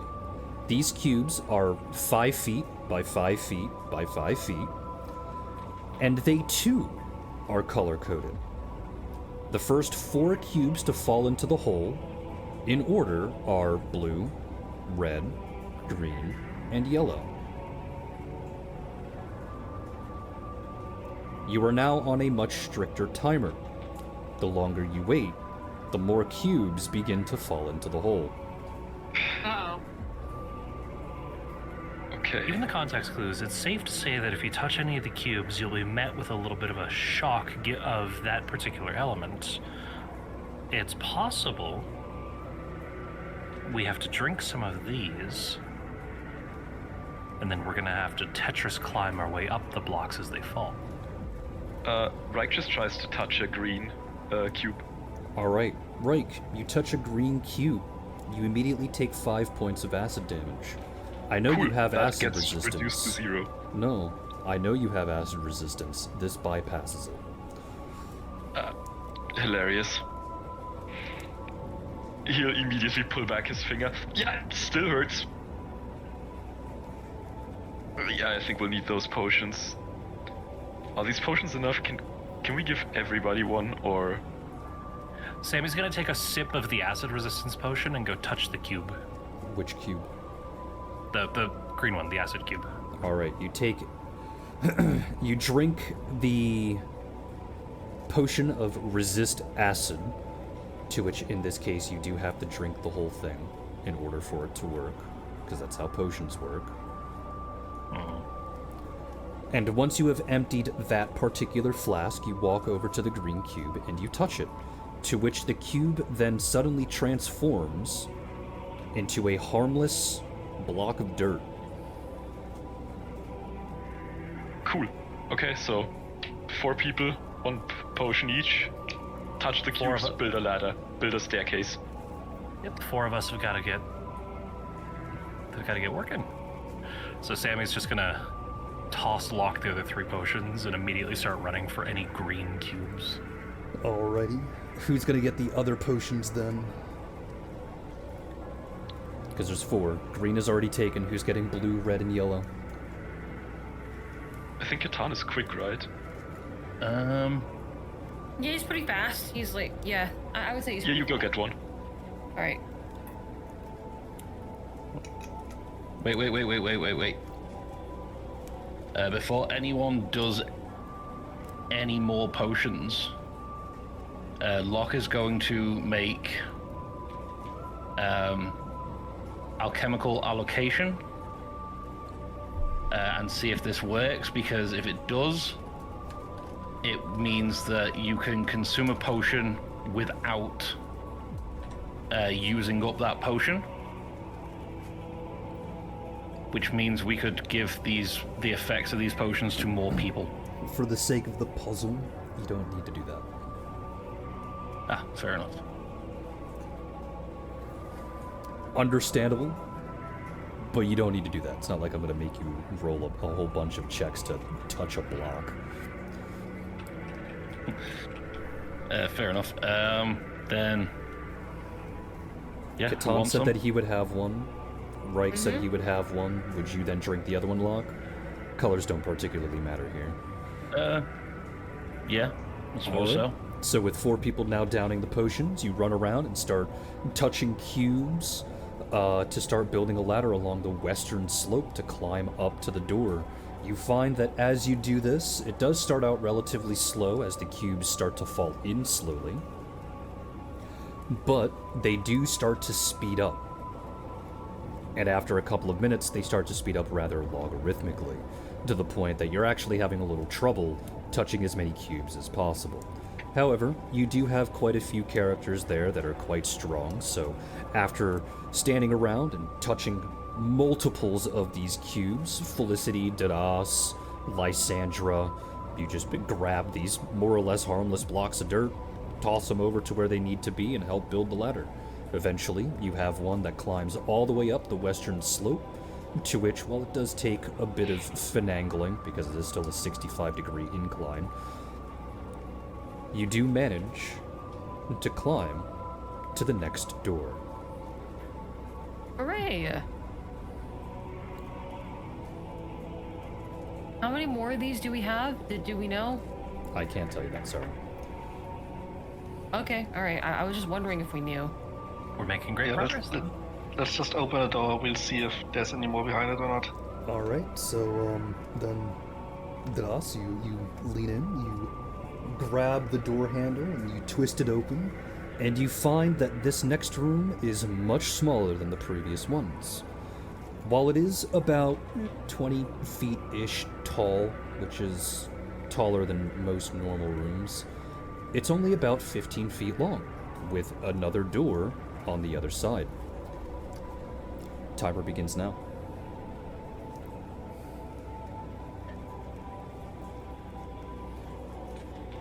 Guess I just tried to walk to the other door and open that one. Alright.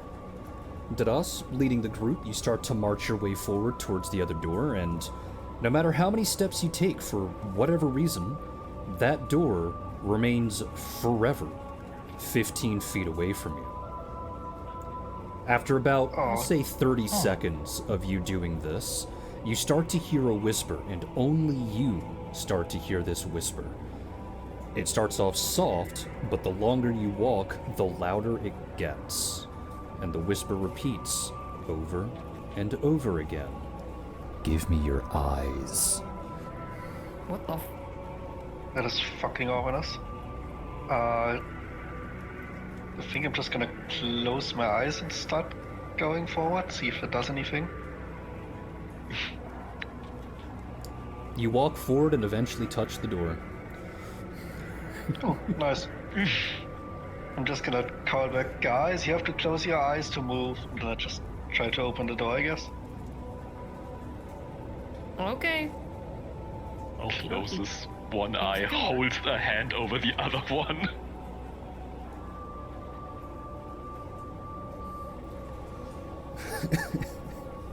I presume everyone else is just doing variations of this. Yeah.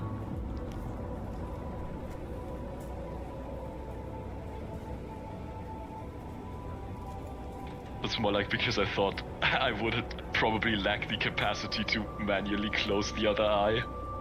The one that got burnt off and replaced with the orb.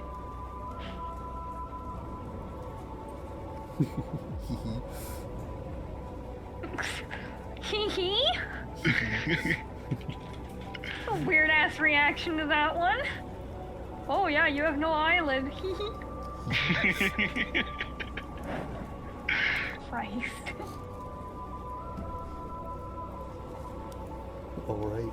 You open the door and you find yourself in a completely different room. This one is much larger, a bit more grandiose, but it only has 4 things in it. 4 pillars.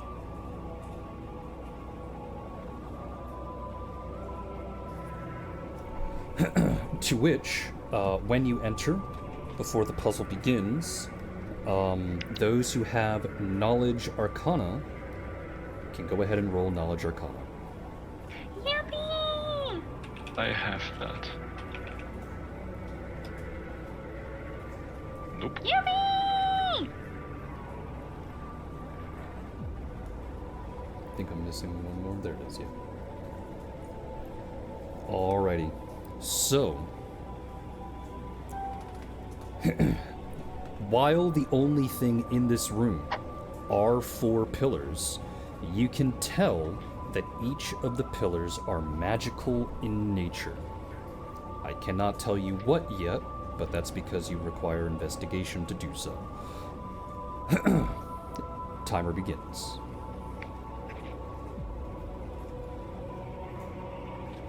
Well, I want to go investigate what the pillar does. A Well, pillar. there's 4 of them. So I'll say there's top left, top right, bottom left, and bottom right. Which one would you like to investigate? Top left. Alright. How do you plan on investigating it? Another Arcana check? Sure, go ahead and roll Knowledge Arcana. Yippee! Not yippee. You begin to inspect the pillar a bit more thoroughly, and as you do so, you find that this particular pillar seems to have an affinity for fire. Okay. Can I inspect another one? I don't know, can you? I'm gonna go look at the top right. Alright, Arcana check. go ahead. You do much the same here, and the top right pillar seems to have an affinity for cold. Locke will investigate bottom left. Go ahead and roll Knowledge Arcana. This pillar seems to have an affinity for acid. Ew. Okay, the assumption can be made, but I will make the investigation on bottom right just to be safe.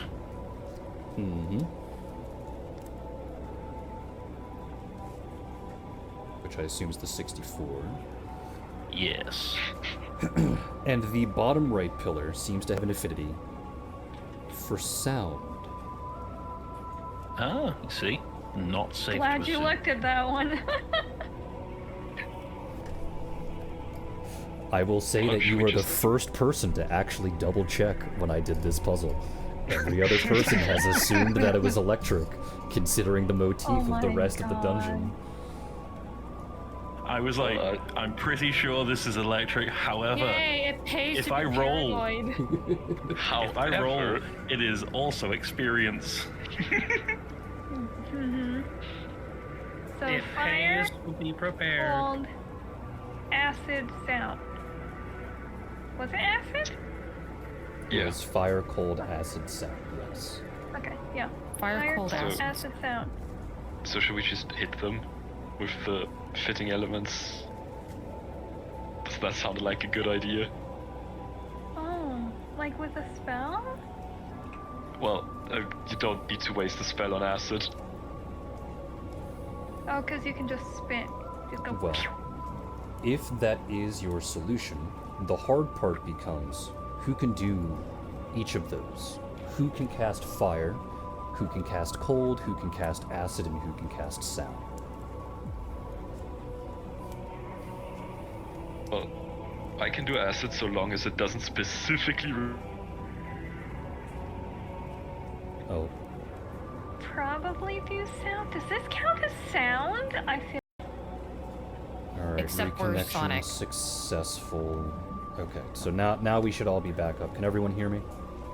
Yes. Yeah. Yeah. Yes. The last question that I asked, because I couldn't hear anyone, the last question that I asked was, if your guess is to, hit the pillars with a form of magic, who is going to do them? Like, who can cast fire, who can cast cold, who can cast acid, and Yeah, who we- can cast sound? Yeah, I we can were do trying to ask. sound. We were trying to ask. Do I still have the wand? Yes, you still have the wand. I got fire covered. Alright. Well, I know So you Sylvie can acid, do cold, sound, that's her fire. specialty. So we got them all. So who's doing acid? Me. He spit. He go. Pew. You go bleh. I spit on you. Alright. Nice. Well, Sammy, you need to make a magic device check in order Ooh, to betcha. use the wand. So go ahead and roll that. And then I know Sylvie is just going to use a basic cone of cold on the blue pillar. Lysandra, what spell are 61. you casting? Primal scream. Primal It's a Scream. sonic spell. It's sound. You do a mighty yell. I yell really loud at the pillar. Okay. You'll be doing that, and then right, what are you going to be doing? Breath weapon. Breath weapon. He speed. All right. So, all four of you cast your spells doing the. Wait, how do you have Primal Scream? Because it's one of my domain spells Oh, okay. from self-realization. I see. Weird. Doesn't say that here. Just Bard and Mesmerist 4. But okay. Regardless, the red, blue, and green pillar, the fire, cold, and acid pillars, light up. The sound does not. Do I need to silence it? Do I need to whisper sweet nothings into the pillar? Do you need to sing to it or play music? I mean, I can probably. Oh try yeah, the some one if you want. session in which the bard is not here. I mean, Right? Guava is here, so is Rosin. Would Oh. you like them to cast a spell? Yeah, sure. Yes. Alright, I believe Play the a most little basic ditty. is called Shout. Let me see, Shout. Yeah, Shout will work. Just making sure that they had access to it. Yeah, Guava has this.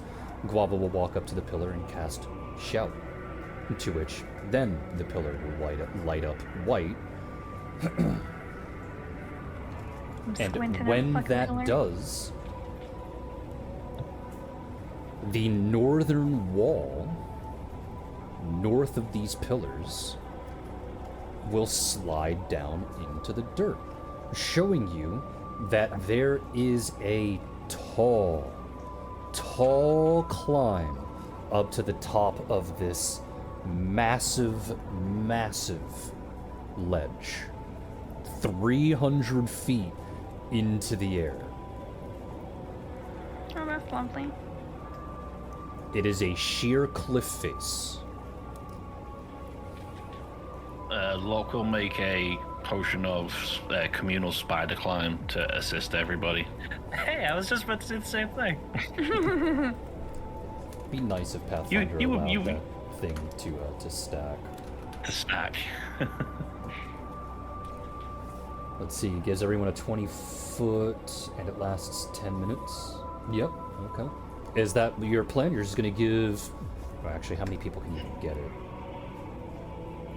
Creature... I only have 2 people that can make it. It's communal. I gotta check up communal. So if the both of us make it, we can split the effects between as many people. Here we go. Can everyone hear me now? Yep. Yep. Yep. Mm-hmm. Fucking... Why does it have to constantly do this today of all days? Creatures touched, but it doesn't say how many. Lots. There's no limit to touch, but every just creature divided. touch divided. So, let's see, could do because it. the distance itself is important.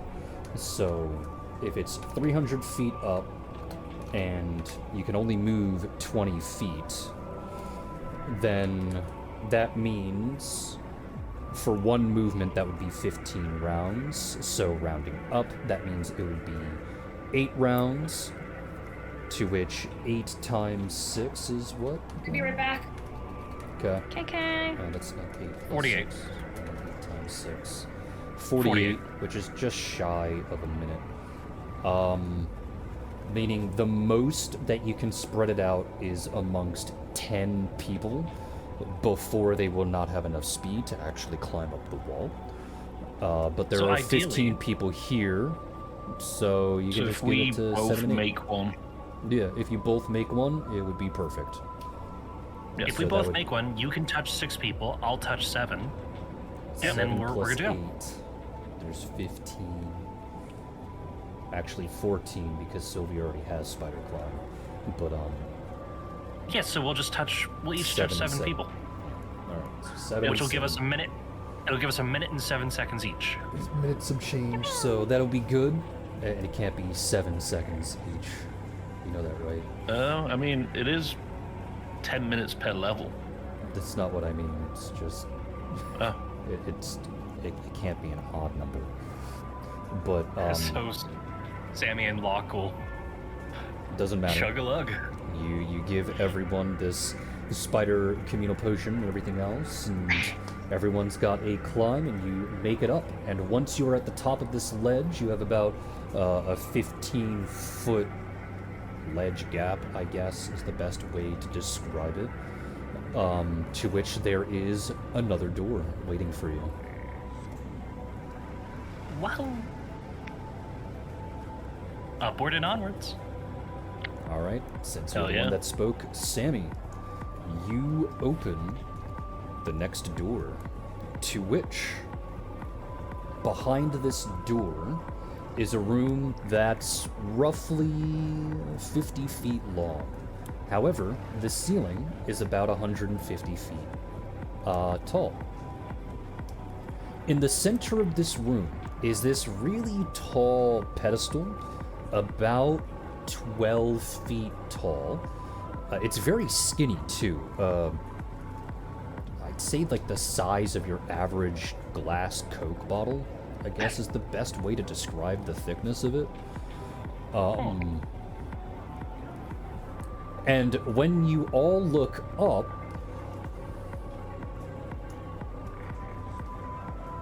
you see that the ceiling is lined with spikes. And once you all walk into the room, the ceiling begins to descend, and the door slams and locks behind you. Timer begins now. Of course. Uh-oh. Sammy's just gonna make her way to the pillar in the center of the room. All right, so Sammy, you're running your way over to the pillar in the center of the room. As you do, obviously, the ceiling is starting to get closer and closer and closer. She's just gonna monkey her way up. Full of kind. She's just gonna monkey her way up to go check the top of the pillar. Alrighty. You're gonna have to roll a climb check for me. You betcha. Spider climb is not active. Yeah, I know. Alrighty.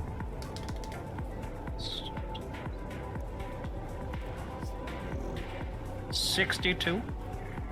Alright, you climb your way to the top of this 12, 13 foot long pillar. And atop that pillar, you see a button that is exactly the size of the pillar. Push. You push the button, and you sigh a bit of relief as the ceiling stops collapsing upon you. And as a matter of fact, it goes all the way back up to its 150-foot precipice.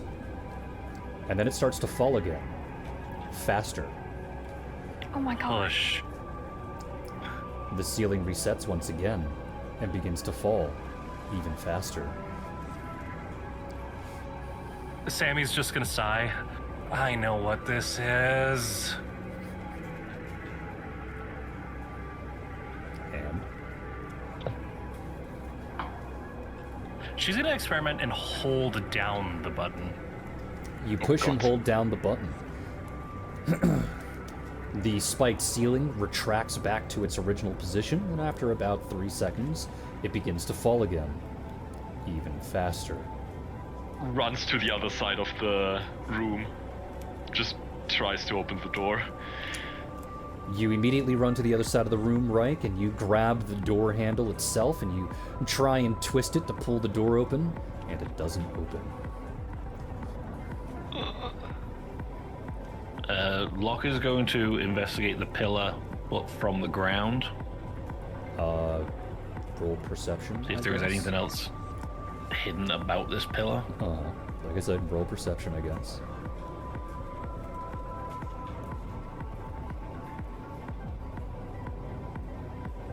Nat 20. Nat 20 for 75. Darn, I wanted to have more fun with this puzzle. Alright, Locke. You begin to examine the pillar, looking at up and down, despite the fact that Sammy is still on it, repeatedly pushing the button, and causing the ceiling to reset and fall, and reset and fall, and reset and fall, and you adjust your glasses ever so slightly, taking a step back, and when you look up, you notice that there is a small area of the spiked ceiling that has been carved out from the spikes surrounding it. It's ridiculously easy to miss because, again, this pillar is only about the size of your average glass Coke bottle. And in that carved out section of the ceiling, there is another button.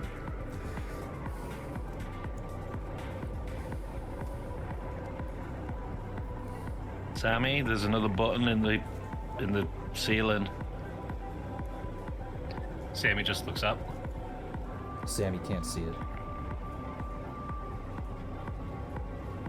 Where?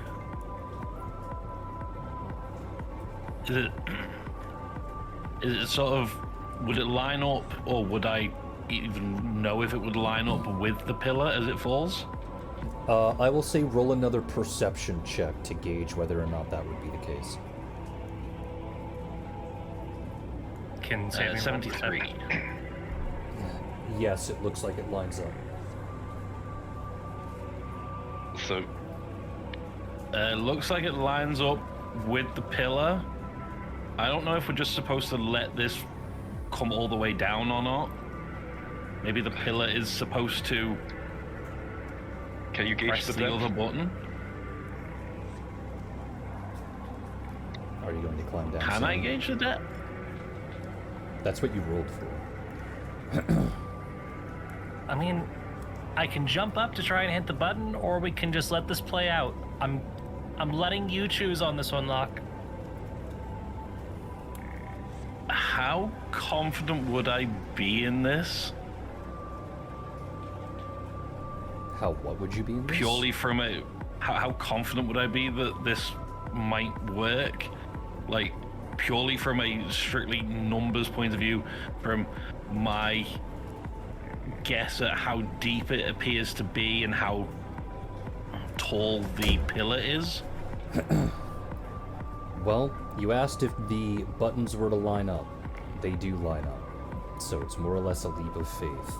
Are you going to tell Sammy to climb down, or are you going to try and make Sammy push both buttons?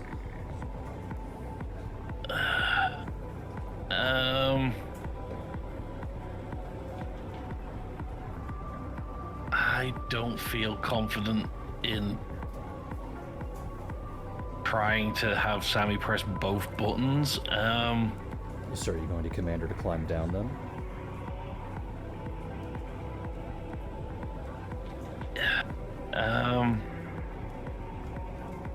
Yes. Are you going to comply, Sammy? Yeah. She did say she's leaving it in Locke's hands, so she's just gonna leap from the pillar and down to the ground. Alright, so Locke, you tell Sammy to climb down, to which Sammy does so. And you wait on bated breath as the ceiling starts to slide down even faster and faster before slamming and colliding with the pillar. The spikes stopping about 8 feet off the ground.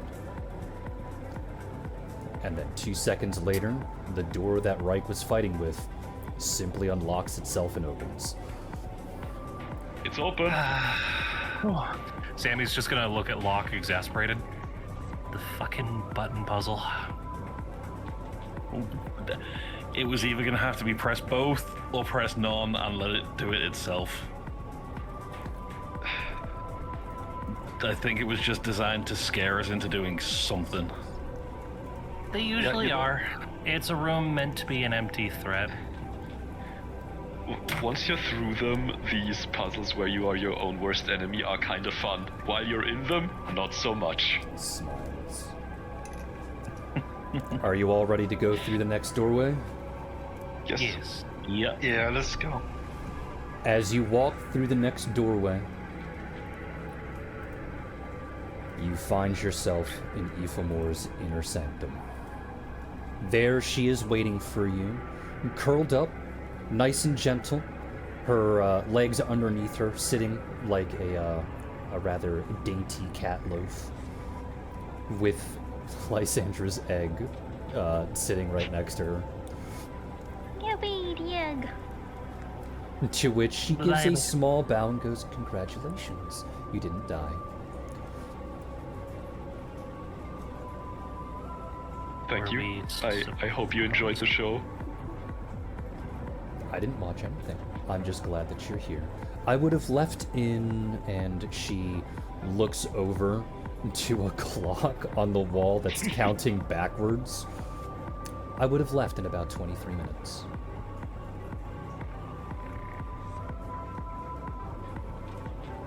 I feel like beating this with 23 minutes still on the clock is a pretty good achievement. You are correct, but I wouldn't know how good of an achievement it is, considering the only other person to do these puzzles are myself, and obviously that is not a fair comparison. Because no one is as good as I am. And then she'll give Lysandra a wink. Lysandra winks back, and then winks at Felicity too. Felicity just frowns like Hissy does. Oh no! What's that in the voice? To which she'll just then laugh and then point at Lysandra. "It's okay, I'll make you change your mind later."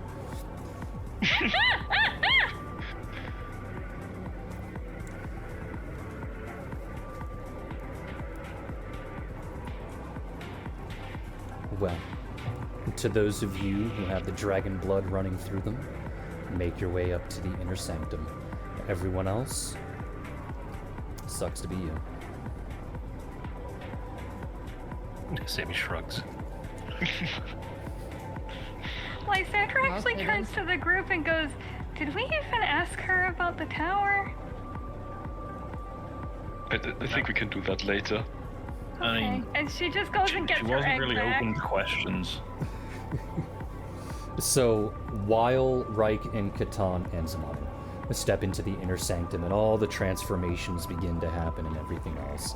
Lysandra, you walk over to where Euphemor is and thank her politely for taking care of the egg in the meantime, to which Euphemor will give a small nod, and you then pick it up and, I don't know, carry it comfortably, I guess. Yeah. Sure. You can ask her those questions now if you want to. Oh, I can't? I thought she was gonna go with... Okay, anyways. So she holding the little baby egg and she looks up at Ethan and goes, so we actually, came here for a separate reason. I mean, you know, the dragon shrines are really important too, but, Oh, you're we're telling wanting me you to didn't go- come here to get the greatest lay of your life? I see how it is. You can tell that she's That was- being playful. That was a bonus. But we want to get into the tower. We want to go speak to Reliqua. Reliqua, say. That is an interesting request. Very few have ever tried to get there, and only one other that I know of has walked out of there. Why do you want to go? Well, you know, some of our people have really lost a lot, and we want to talk to Reliqua to see if we could talk to them or get them back or something. We have to try.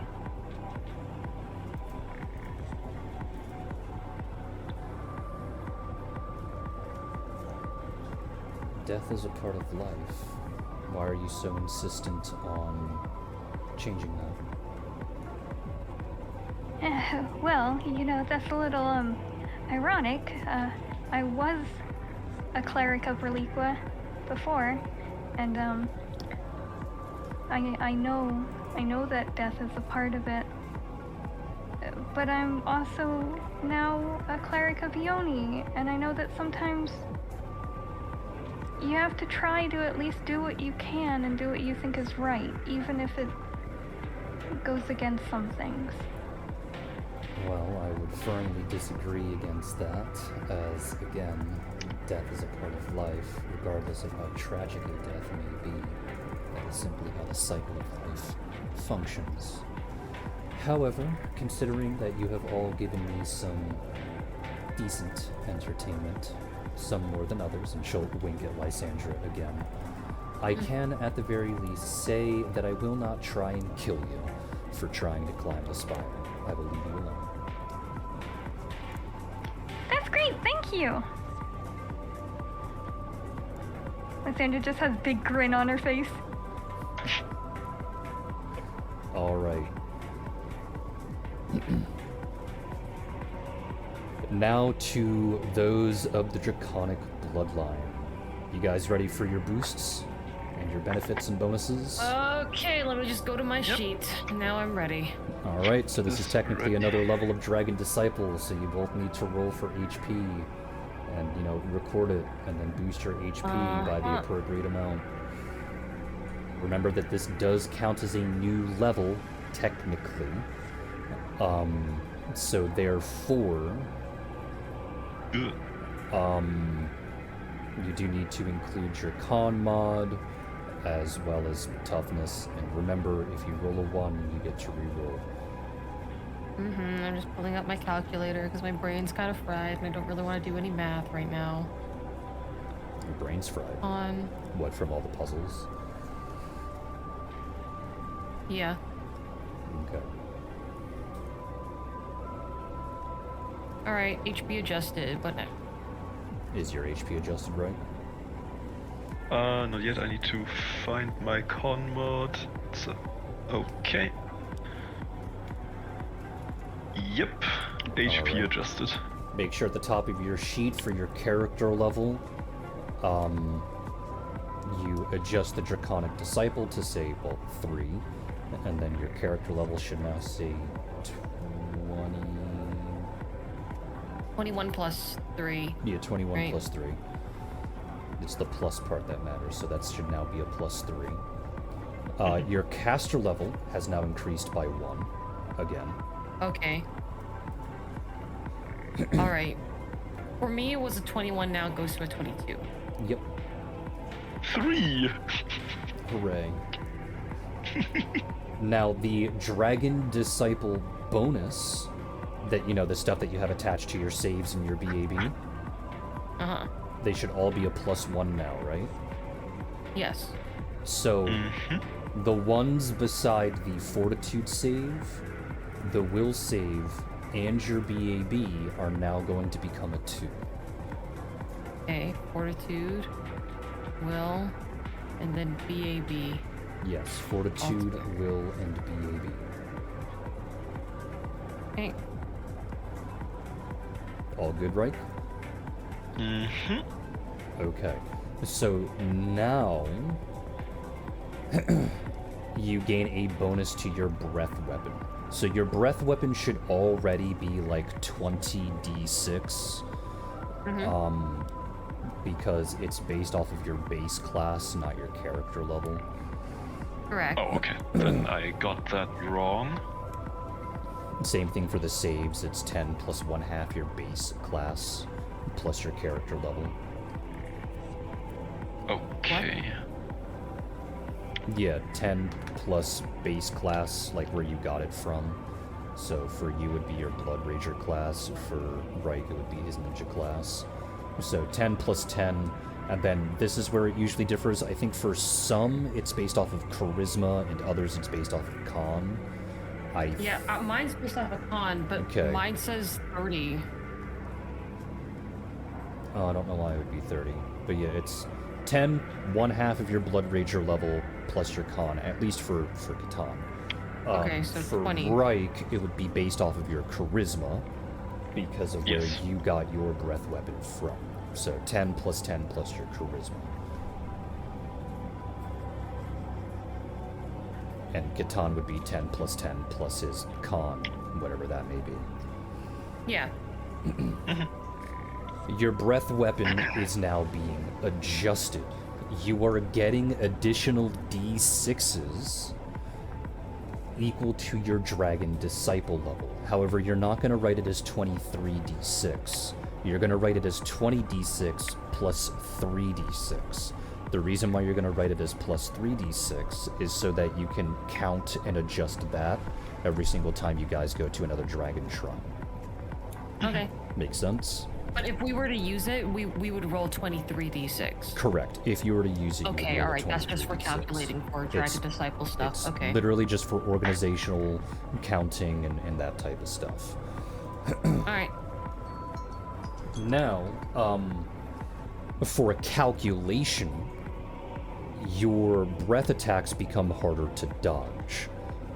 As I said before, it's always 10 plus 1/2 your base class, plus either your con or charisma, depending on where it derived from. Now you get to add both your con and your charisma. Okay.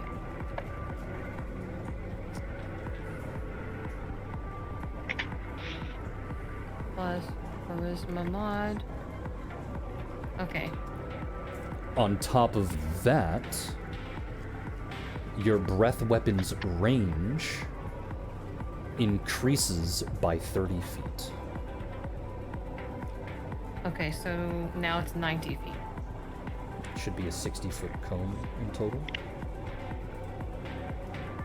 It's a Mine's a 60-foot line to 60-foot begin line. with. Oh, 60-foot line. Okay, I read the wrong one. It increases by 60 feet, my bad. Oh boy. It basically doubles.